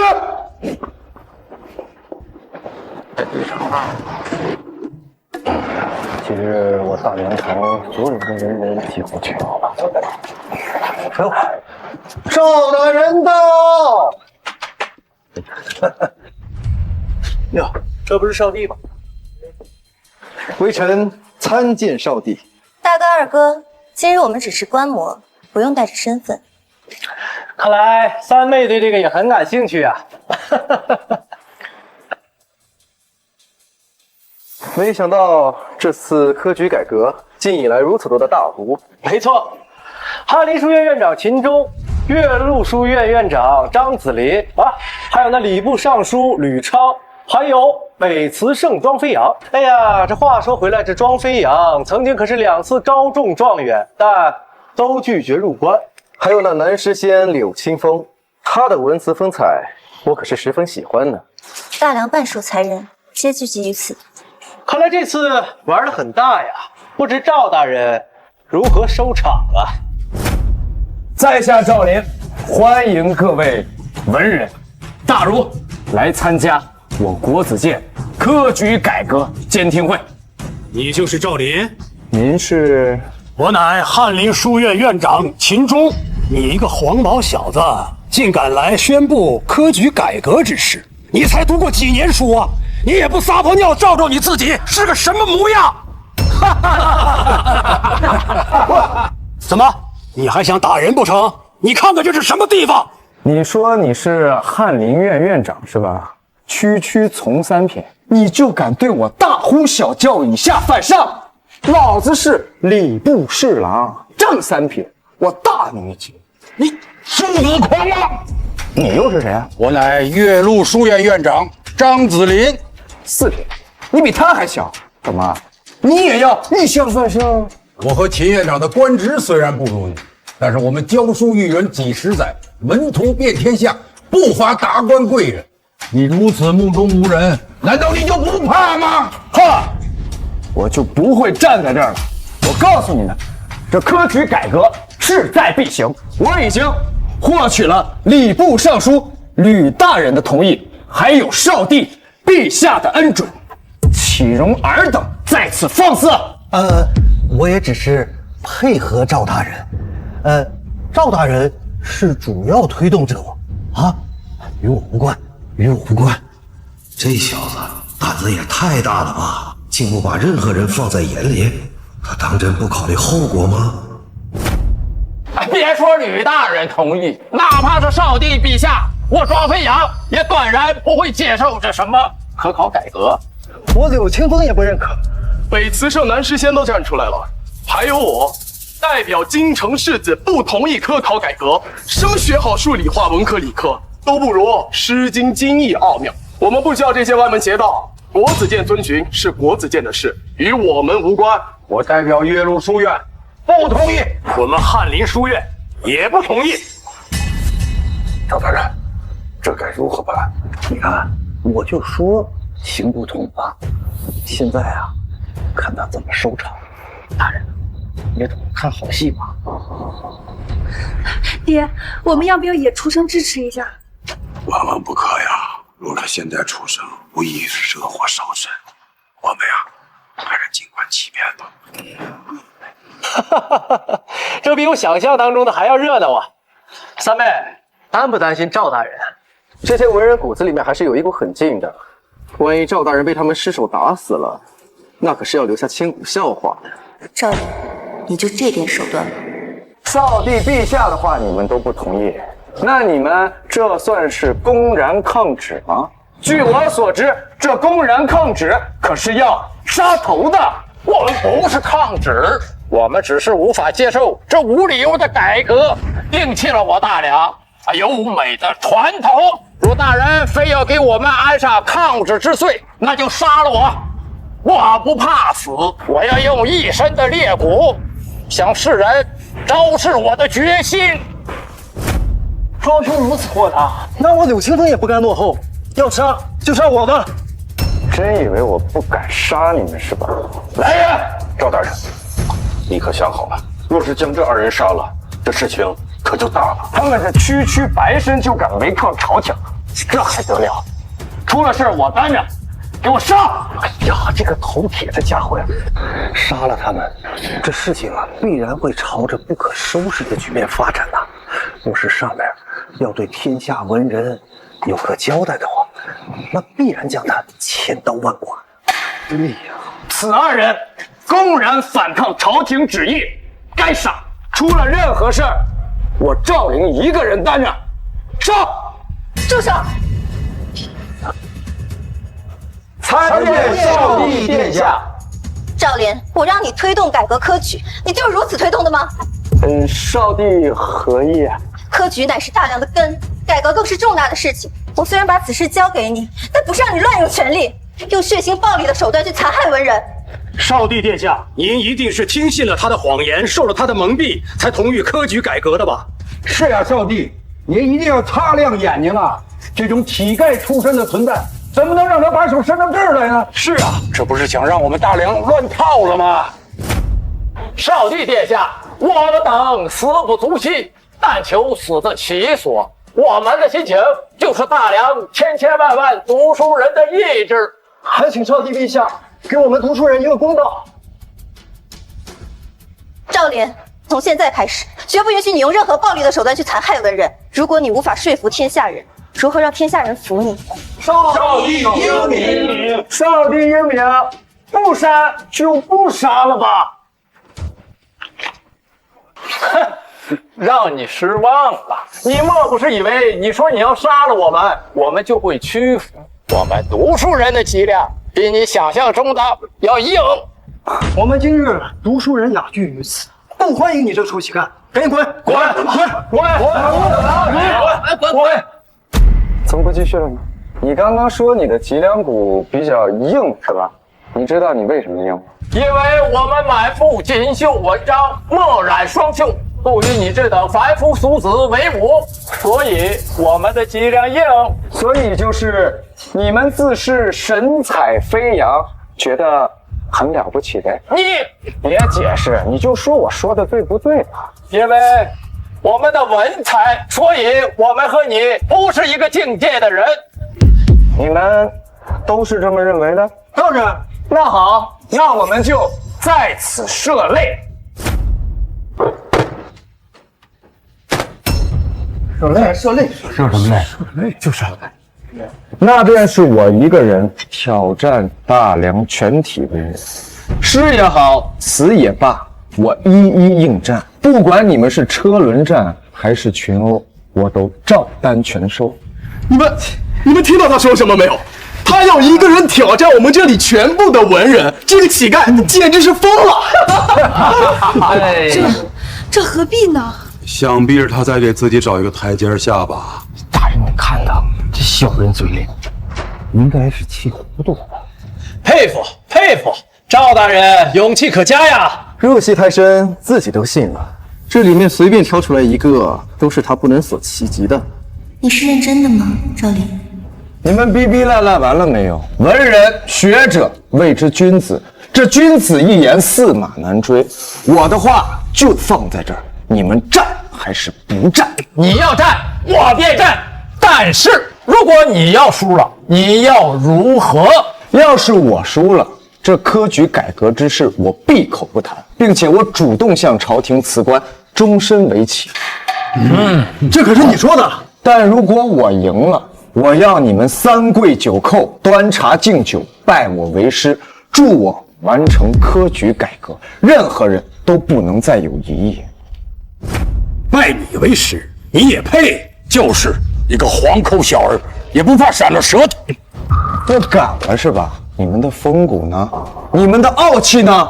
你们呀，就是一帮没有胆识的臭酸儒。你，好，我岳麓书院，我翰林书院秦钟，我庄飞扬，我柳青风也别了。我爷爷和张院长乃是当世大儒，无可厚非。还有慈圣庄飞扬、诗仙柳青风，这哪一个不是我们大梁的文坛顶尖？就凭你，我还真佩服他，还有在这稳坐泰山的勇气。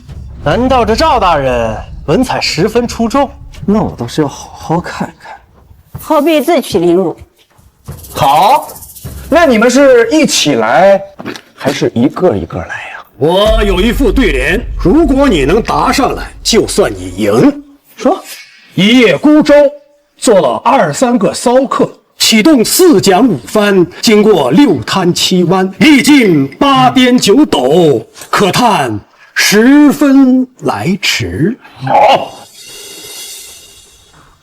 就这，听好了，10年苦读，进了9、8家书院，抛去7情6欲，苦读5经4书，考了3番2次，今年一定要中。答对了，这怎么可能？他不应该呀！答出来了，这就对上了，好像对的没毛病。不应该呀！爷爷，你可怎么轻敌了？怎么能出这么简单的对子？来，下一个。慢着，怎么，翰林院的院长要当众耍赖？刚才我出题有点简单了，我再出一个。下一个。你，没关系的，爷爷，他只要输1次，他还是输。我来。这次我不会像秦院长这么轻敌，我也给你出个对子。好，赶紧出吧，天有点热，我着急。听好了，烟锁池塘柳。好，烟锁池塘柳。张院长，你怎么把你岳麓书院100年未解之联给拿出来了？他只要对不上，那就是输，连反悔的机会都没有。对。五行联，每个字代表一个属性，连在一起就能构成一幅绝美的画卷，真千难万难。闹剧止步于此喽。烟锁池塘柳是吧？听好了，炮阵海城楼。炮阵海城楼，他对上来了。天哪，他竟然真的对出来了！这100年绝对就这么片刻间被对出来了吗？这怎么可能啊？他就是个乞丐呀！他怎么可能？妙啊！对得如此的工整，我怎么就没有想过呢？赵大人又赢了。殿下，这赵林真有这本事，兴许是他运气好，刚好知道。此对100年难解，不是他说知道就能知道的。赵林，我与你朝夕相处1整年，我怎么觉得我才开始认识你？抓紧时间吧，下一个是谁？哎呀，张院长啊，你刚才还说我轻敌了呢，你看你这，我也不知道他能这么快就对上了。看来我们小看这臭乞丐了，他并不是一无是处。看来我们要认真对待了。你就是诗仙柳清风是吧？天下人给的虚名而已。我看你也挺虚的，虚很适合你。你少废话，赶紧出题吧。我等为人皆是高风亮节、高处不胜寒之人，你懂什么？你懂不懂我诗仙背负这个名号要承担多少？你知道我内心有多孤独吗？孤独？那你可知道我的孤独？好，你我皆是孤独之人，那我们便以孤独为题，1炷香的时间作诗如何？依你。得嘞。我好了。这么快？对，我就这么快。这人似乎并非草包，说不定真能出诗。不过这么短时间，能出什么好东西？那行，我时间充裕，你先，我不着急。刘兄，可别在阴沟里翻了船呀！我作诗还是自信的。他这个人就是脑筋转得快。前几日在这国子监出了几道歪脑筋题，他就答出来了。所以对子，我想也是他擅长的领域。但是作诗得有情怀，有思想，才能做得出来。他要是能做出来一首打油诗，就不错了。这作诗的话呀，柳清风虽然年轻，但是老夫也相当的佩服他。这还要取决于他年少时的经历呀。至于赵大人，不提也罢。好了，诸位先莫要讨论，还是听赵大人先吟吧。少帝说的是啊，我们先听听赵大人能吟出怎样的诗句，也许他能让我等惊为天人呢。孤独，千山鸟飞绝，万径人踪灭。千山鸟飞绝，万径人踪灭。这2句开头感觉不错呀。我怎么有种不妙的感觉？好像还真能出一首好诗来。这不可能啊！大人莫急，这才2句而已。孤舟蓑笠翁，独钓寒江雪。赵林，你的内心竟然已经孤独到如此程度了吗？孤舟蓑笠翁，独钓寒江雪。此诗应为千古绝句啊！怎么可能？怎么可能？你怎么可能做出如此之事？我是等你把诗做出来呢，还是直接下人？我说了，这赵林似乎很厉害呀。这何为天才？难道说的就是赵灵赵大人吗？他竟有如此的文采，一句独钓寒江雪，竟压过了当代的诗仙，就这么认输了。是啊，你们只把我当成一个靠着答题逆袭的小乞丐，丝毫没有文墨可言，就对科举制度夸夸而谈。可现在呢？现在结果就摆在你们面前，你们还有什么话说？我还没有出题呢，你不要高兴太早。你就是词圣庄飞扬是吧？名字跟个洗发水似的。你那首《采莲子》我听过，写的还凑合吧。还听说你在邻国还有些小名呢。你知道就好，所以我要和你比词。比就比，怎么比？只要你能做出一首超越我采莲子的词，我立刻拜你为师，并送上书修之礼。高招啊！这临时作词，可能还有一点几率让赵大人临时抱佛脚给赢了。但是让赵大人现场做出超过那堪称绝世佳作的《采莲子》，绝无一点希望。可之前那100年从未对出的对子，还有那首诗，二弟，奇迹不会一直发生下去。怎么，你不会是怕了，不敢接了吧？吓我一跳，我以为真要拜这个乞丐为师呢。那样的话，不把我张家祖宗给气死！赵莲，你已经证明了你自己，现在认输也没关系的。叶家说的对，赵大人，你已经很厉害了。我也觉得你已经很厉害了，不过要真的科举改革的话，我倒是可以研究研究。既然你无心再战，那就认输，辞掉你的官职，安心回家当乞丐去吧。谁说我输了？谁说我不敢比？那你倒是做呀，我也给你一炷香的功夫。嘿，好，我又好了。青玉案，元夕，东风夜放花千树，吹更落，星如雨。宝马雕车香满路，凤箫声动，玉壶光转，一夜鱼龙舞。蛾儿雪柳黄金缕，笑语盈盈暗香去。众里寻他千百度，蓦然回首，那人却在灯火阑珊处。殿下，你怎么哭了？好诗，确实是好诗啊，而且我觉得赵大人这首诗是专门为您做的。赵灵，我不是不知道你的心意，只是我无法原谅你的抛弃。母亲她也永远不会允许你和我更进一步。对不起，赵灵，我们有缘无分。此时我已无法用言语来形容我的心情了。这读了一辈子所谓的锦绣文章，都白读了。今天无论是诗还是词，都让我看到了所谓的顶绝存在。这样的人能站出来推陈出新，你们在场诸位还有谁不服吗？还有谁不服吗？这难道是我真的老了？这天要塌了？我不是在做梦吗？不是做梦。秦院长，这你看，哎呀，咱们这是彻彻底底的输了。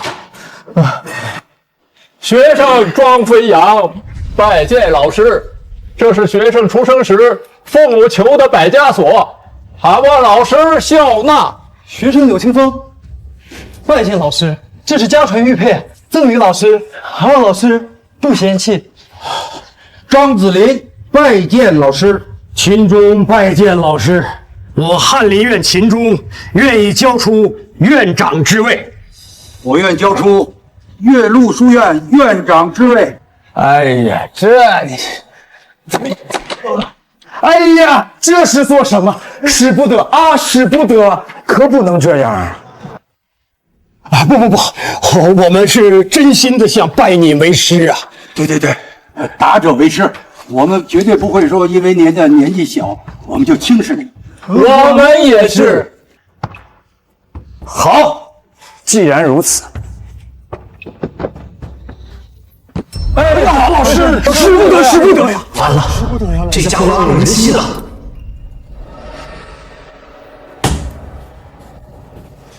使不得呀，老师。好，我答应做你们的师傅，但是我有一个要求，你们要帮助我推动科举制度的改革，因为我大梁需要更新鲜的血液。老师放心，我党定当全力推进科举改革。谢谢，谢老师，谢谢老师。哎呦，你的黄呢？锁儿来了。老师真是高风亮节呀！不但既往不咎，而且还……我们之前真的是太狂妄了。是。我们几人幸得安师，咱们进一步说话。我们愿意听您的宏图。是。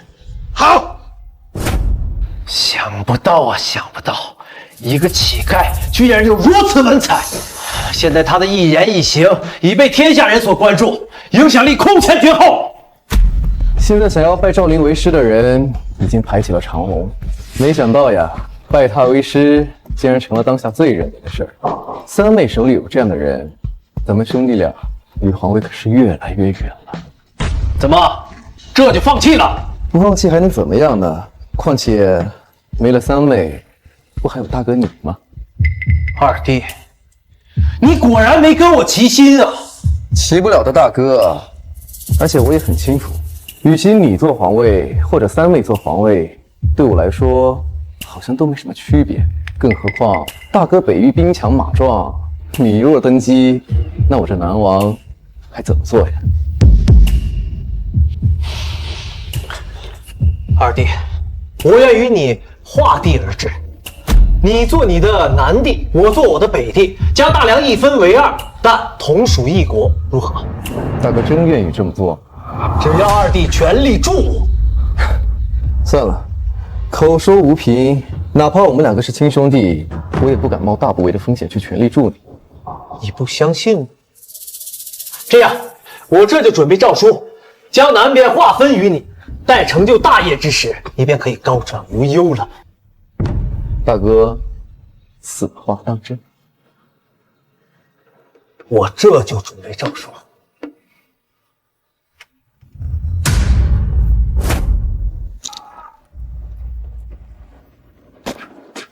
这该买新的了，都皮了。最近辛苦你了，使不得人。这里没外人，就别端着了。好，北域30万，南域15万，这45万在我大老二手中，我实在放心不下。这个是先帝为了制衡你，才把兵权留给他俩的。你能猜到也很正常，所以咱们得收回。太师呢？他是什么立场？他可是三公之首，又是天下监军，他的立场很重要。你快别提他了。那余春秋是老皇帝的人，他对大梁忠心耿耿，他是不可能让大梁成为我的一言堂的。再说，我怎么不知道他在背地里想些什么？可要不是一言堂的话，那他们各怀不开，那若雪的皇位也不稳啊。那你觉得该怎么办？走一步，看一步。要是他真的立场不对，我帮他解决他。你小子够狠啊！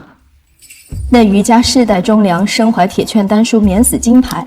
我若是动他，天下人必定诟病我，而且还会影响到若雪。所以让我来最合适。让我来背负这个罪名。娘亲，是陛下。娘亲，赵林怎么在您寝宫啊？是我找赵大人来聊聊天的。你们二人慌慌张张，所谓何事？启禀陛下，北燕大军以寻人为由踏入我大梁防线。北王呢？北王奋起反抗，损伤5万人马，但依旧反抗无效。所幸战事在先，北燕派来使者，两国交水。赵大人，你认为该怎么办？该怎么办就怎么办。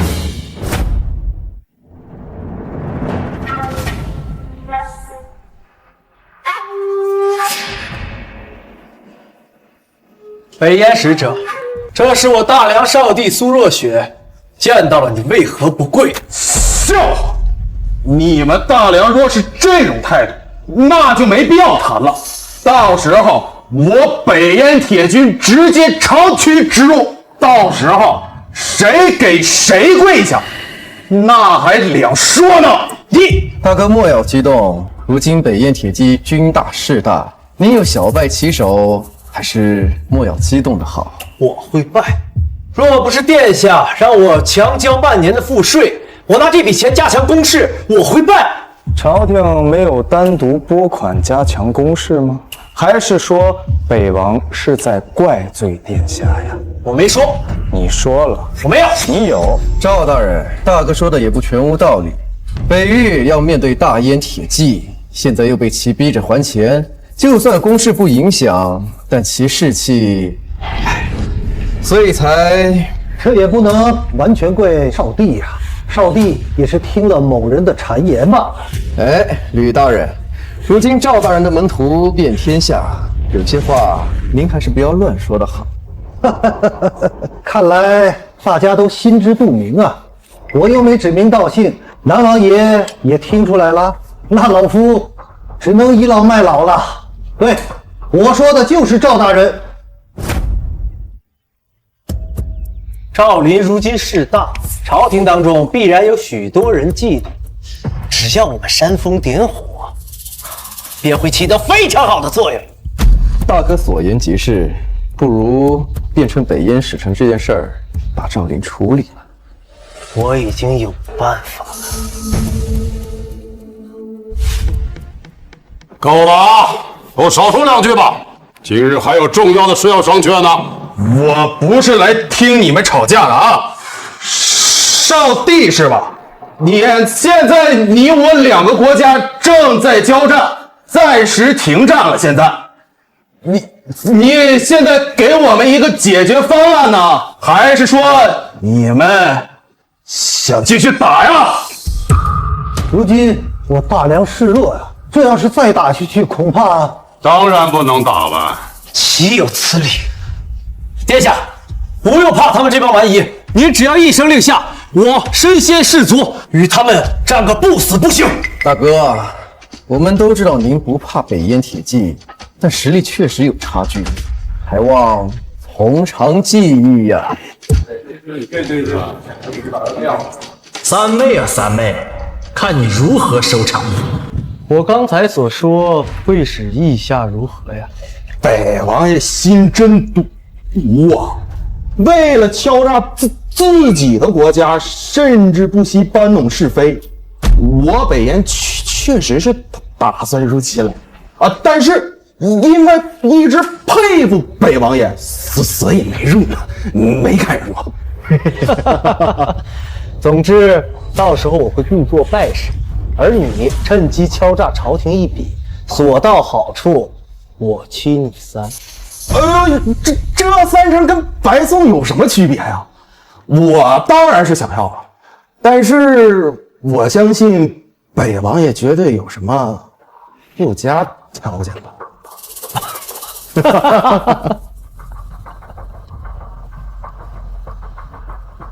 我要赵林的项上人头。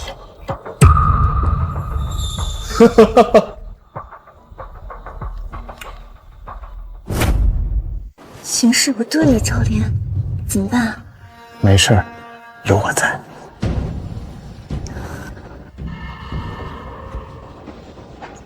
小胖，你想怎么解决？很简单，只要你们大梁要是赔偿得起，此事就能谈啊！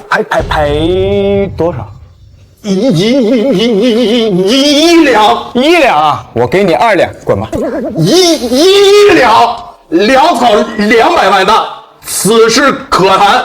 岂有此理！你狮子大开口啊，居然要这么多！殿下，您说什么都不能同意啊！若是不答应，万一北燕真的打下来，北燕使臣，你的要求可别太过分了。行，我可以打个对折，白银5000万两，粮草100担。但是我有个附加条件。什么附加条件？我要一个名叫赵林的项上人头。你与赵林无冤无仇，为何要这样说他？此人妖言惑众，已经传到我大燕了。我大燕有不少人才想入你们大梁，拜他为师。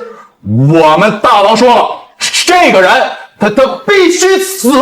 若是你们答应我这个条件，我北燕可以和你们大梁签署10年的免战协议，保证10年内绝不滋扰你们大梁边境。10年，10年呐！我大梁若能得到10年的喘息，这里的好处有多少，不用多说了吧？难道真的要处死赵大人？虽然这可以让我们大梁喘息一刻，可这欺人太甚！我大梁若是兵强马壮，赵大人，对不起了呀。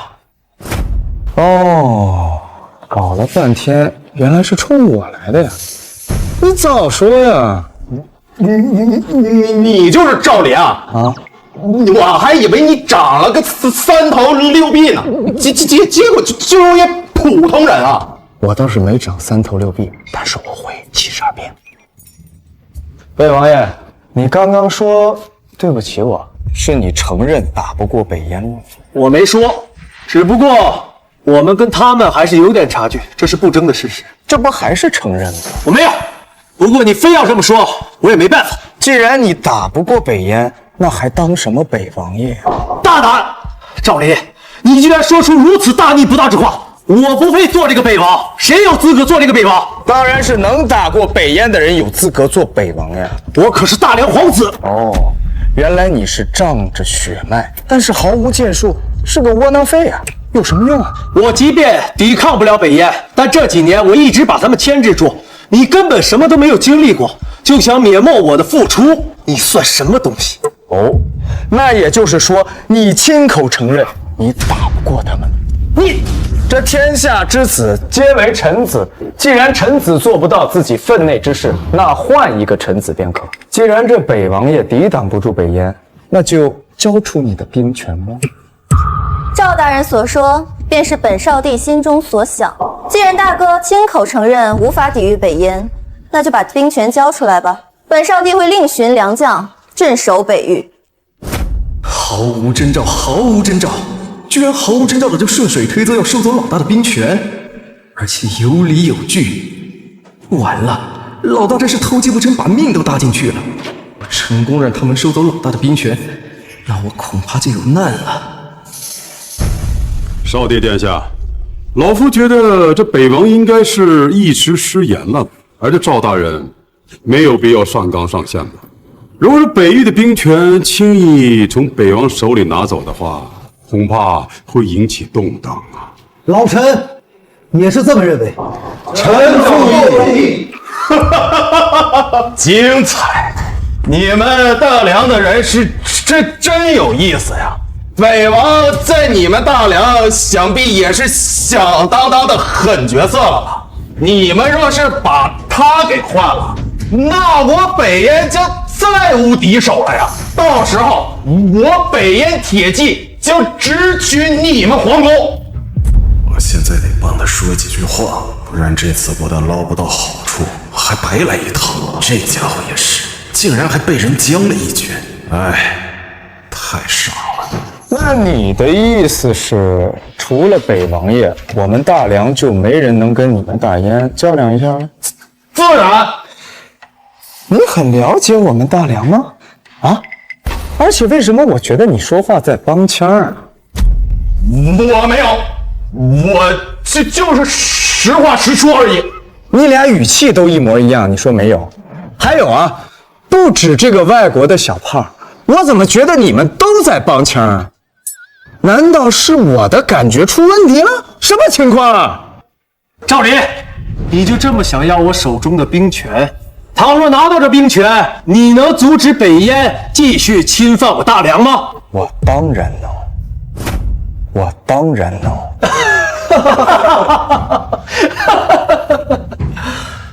你带过兵，打过仗，能解决北燕与我大梁的千古问题。我要是能解决，你就交出兵符。我不。怂啊，刚刚不是还嘲笑我吗？垃圾。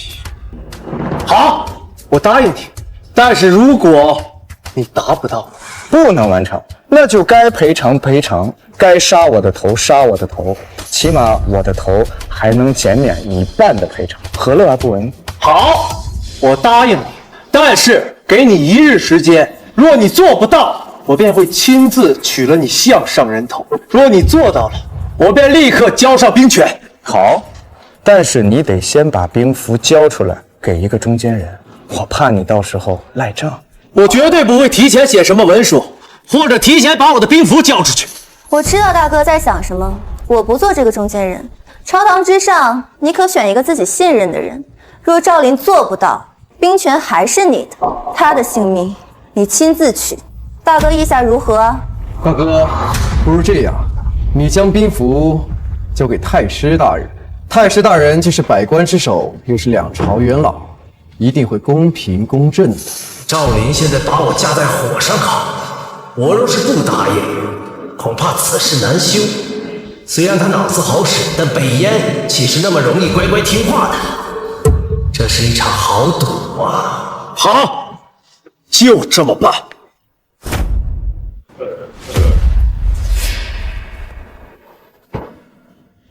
赵林，军令状以及兵符我已经上交，你若完成，这军令状与兵符便交于你手中。可是你若完不成，我会亲自取你的项上人头。老夫呢，其实并不支持你们这个胡乱的下注。不过，他事已至此，我呢也只好当这个公正人。少帝殿下，老臣并没有僭越的意思。无妨，太师大人有资格做这个中间人。谢殿下。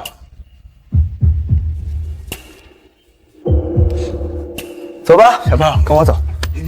你算个什么东西？我凭什么跟你走啊？我走是吧？小公公，再去演武场。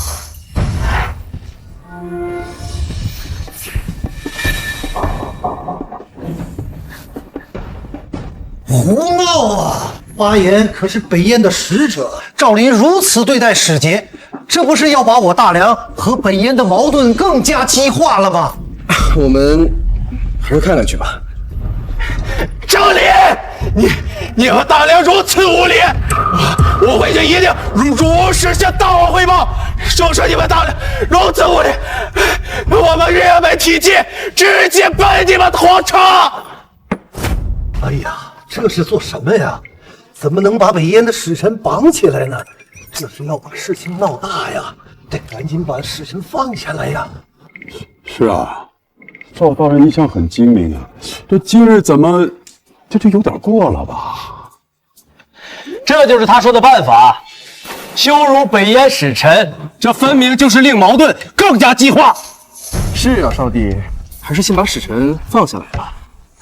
赵大人最近新发明了一种武器，原本呢是想拉去北域与燕国较量一番，但今日既然使臣也在，便提前给你们看看吧。武器？就是那黑黝黝的铁块。哼，怎么可能？这铁块又笨又重，难不成拿到战场上是撞城墙的？可北燕是游牧民族，根本没有城墙啊！至于怎么用，等下你们一看便知。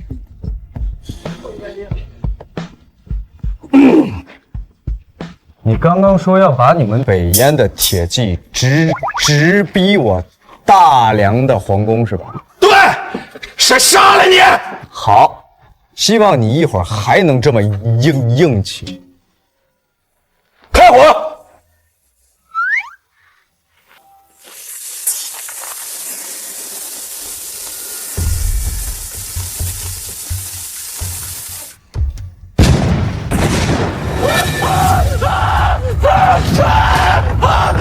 这是什么东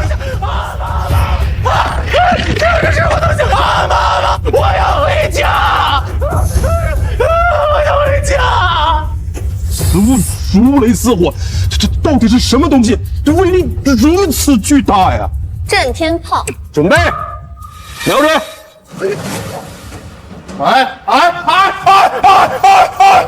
别冲动，别冲动，冷静，别，一定要冷静。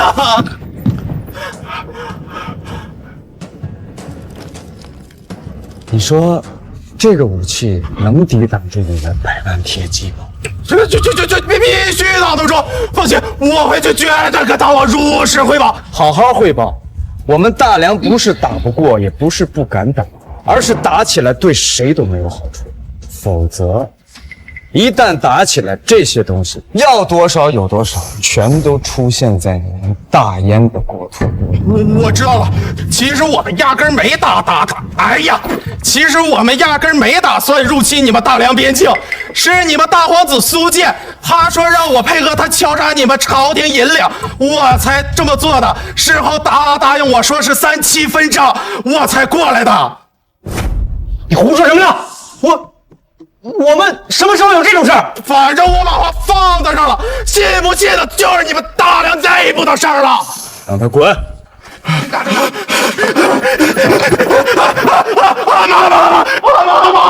我要回家。你们别搞错了，那家伙在色厉内荏，挑拨大家之间的关系的。挑不挑拨先另说，但是今日你这北王的身份，还有你的兵权，还是要我这来。北王失职，无力镇守北域，今日起削掉北王身份，降为县王，1个月内不得离开京城半步，更不得与北域将士接触，否则视为谋反。降为县王，你有没有搞错？你凭什么？你又不是陛下，你有什么资格？放肆！你以为这少帝的称号是白叫的？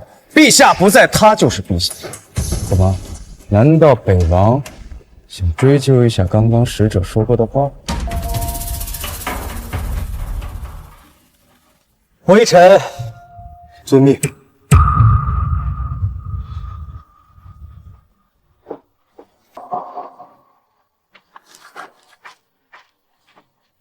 有劳太师大人做这个中间人，现在可以把虎符和文书交给我了吧？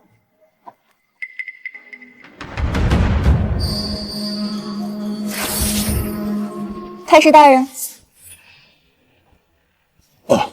少帝，恕我老臣反应迟钝啊。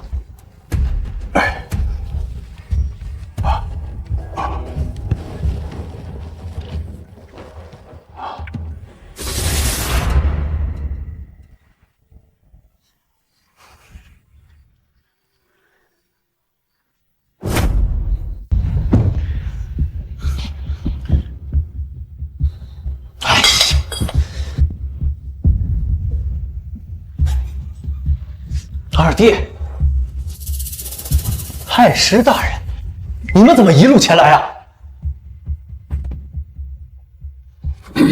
哦，原来如此啊！太师大人，您一直支持的是他呀，隐藏的可真深呐！大哥呀，大哥，这回你可真是搬起石头砸自己的脚呀！居然稀里糊涂的把北域都给说了，这样下去，我们还怎么对抗三妹啊？还不是因为那个赵林，谁知道他如此犀利，还弄了一个什么威力巨大的武器，把那个北燕使者给震慑住了。现在一切都晚了。晚？什么意思？你刚交出兵权，若现在立刻动身前往北域，趁三妹还没有收回兵权之前，拥兵造反，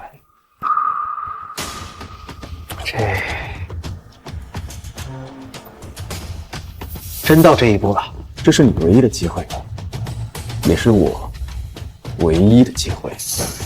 可是赵林手中那武器，你放心，我已经安排了5万精兵，扮成了百姓，潜入了京城，到时候你我里应外合。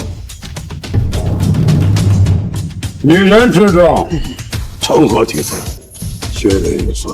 既然还不顾老夫的劝阻，非要把这皇位传给自己的女儿，我看啊，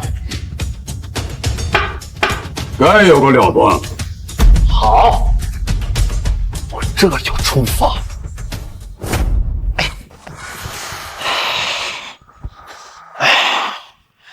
赵林、苏若雪，等我回到北域，必将卷土重来。到时候将你们碎尸万段。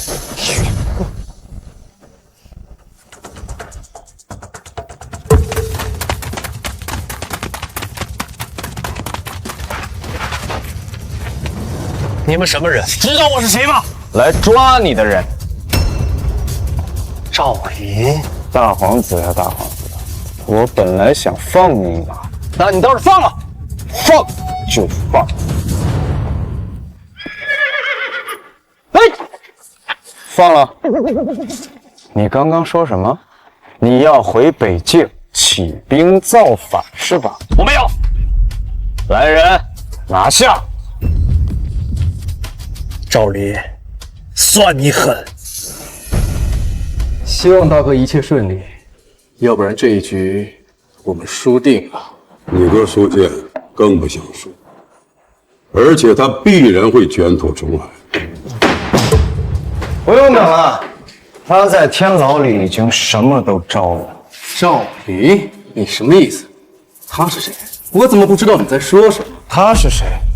他是你大哥呀，他刚出城就被我抓了，我只是稍微动了点刑，他就把你们2个也供出来了。你安排男兵扮成百姓潜入京城，你们3个合谋造反，我说的对吧？哦，这件事呀，这件事是我大哥逼我做的，只有他的文书，要不然我也不会做出这样的事。你早说嘛，有文书。哦，赵林，你竟敢损坏如此重要的证据！这些只不过是你的保命符罢了，我没兴趣。赵林啊，赵林，没想到你连这一步都算到了，你脑子里装的到底是什么？来人，拿下！放肆！老夫身为2朝的太史元老，天下谁人不知，谁人不晓？我忠君爱国，岂有背叛大梁之理？女儿，你怎么来了？我爹早已跟二皇子串通，企图颠覆大梁的政权。2人来往的书信，我皆有凭证。女儿，你怎么？对不起了，爹。为了保护余家，我只能做这个污点证人。不然以赵林的手段，即使你有丹书铁卷，也保不住余家。自己走。老夫自己走便是。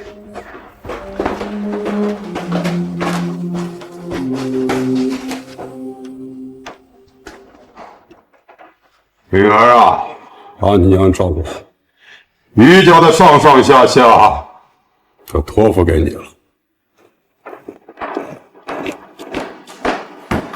赵公子，恭喜了！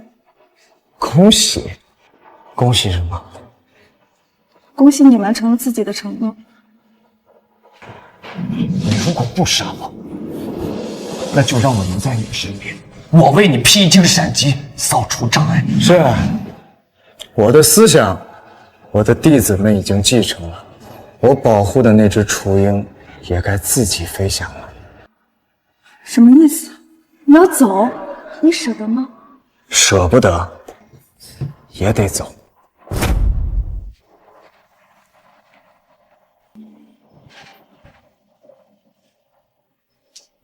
赵林已经为若雪扫清一切障碍，这么快，替我谢谢他。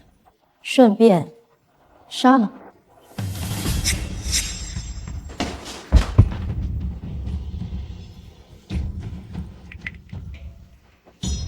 热血，你带这么多人来我寝宫，所为何事？抱歉，娘亲，我是来逼宫的。这是逼宫，你可真敢呐！若雪，我是你娘亲，你当真要逼宫吗？赵灵为我做了太多了，我不许您过河拆桥。我是为了你好，你可知道那人脑袋里面的知识有多么的可怕？他若想要你的皇位，你根本守不住，他必须死。不行，赵灵是我的人，他是为我而来的，我不许您这样做。现在我掌握了所有兵权、御林军以及您的护龙卫，您只剩下雅公公还有他的暗卫了，您什么都没有了，所以您放心交给我来做，好吗？我的女儿长大了，有自己的想法了，如此，我便可以将这大梁江山放心的交到你手上。玉玺、诏书早就已经给你准备好了，之所以没给你，就是在等今天。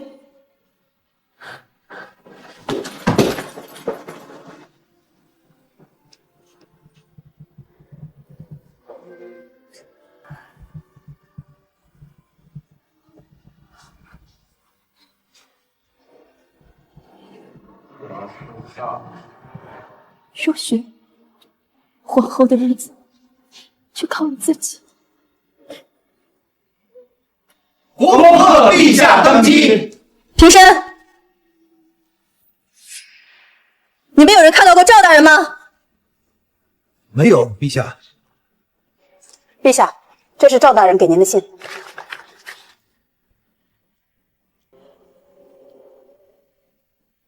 为什么？明明我都已经原谅你了，为什么你偏偏要在最后走？小兰，去把他给我找回来，一定要找回来！是，陛下。傻子，我的承诺我已经做到了，终于可以松口气了。所以我也该走了，我该继续寻找我人生的意义。你呢，也照顾好自己，照顾好你的国家。勿念。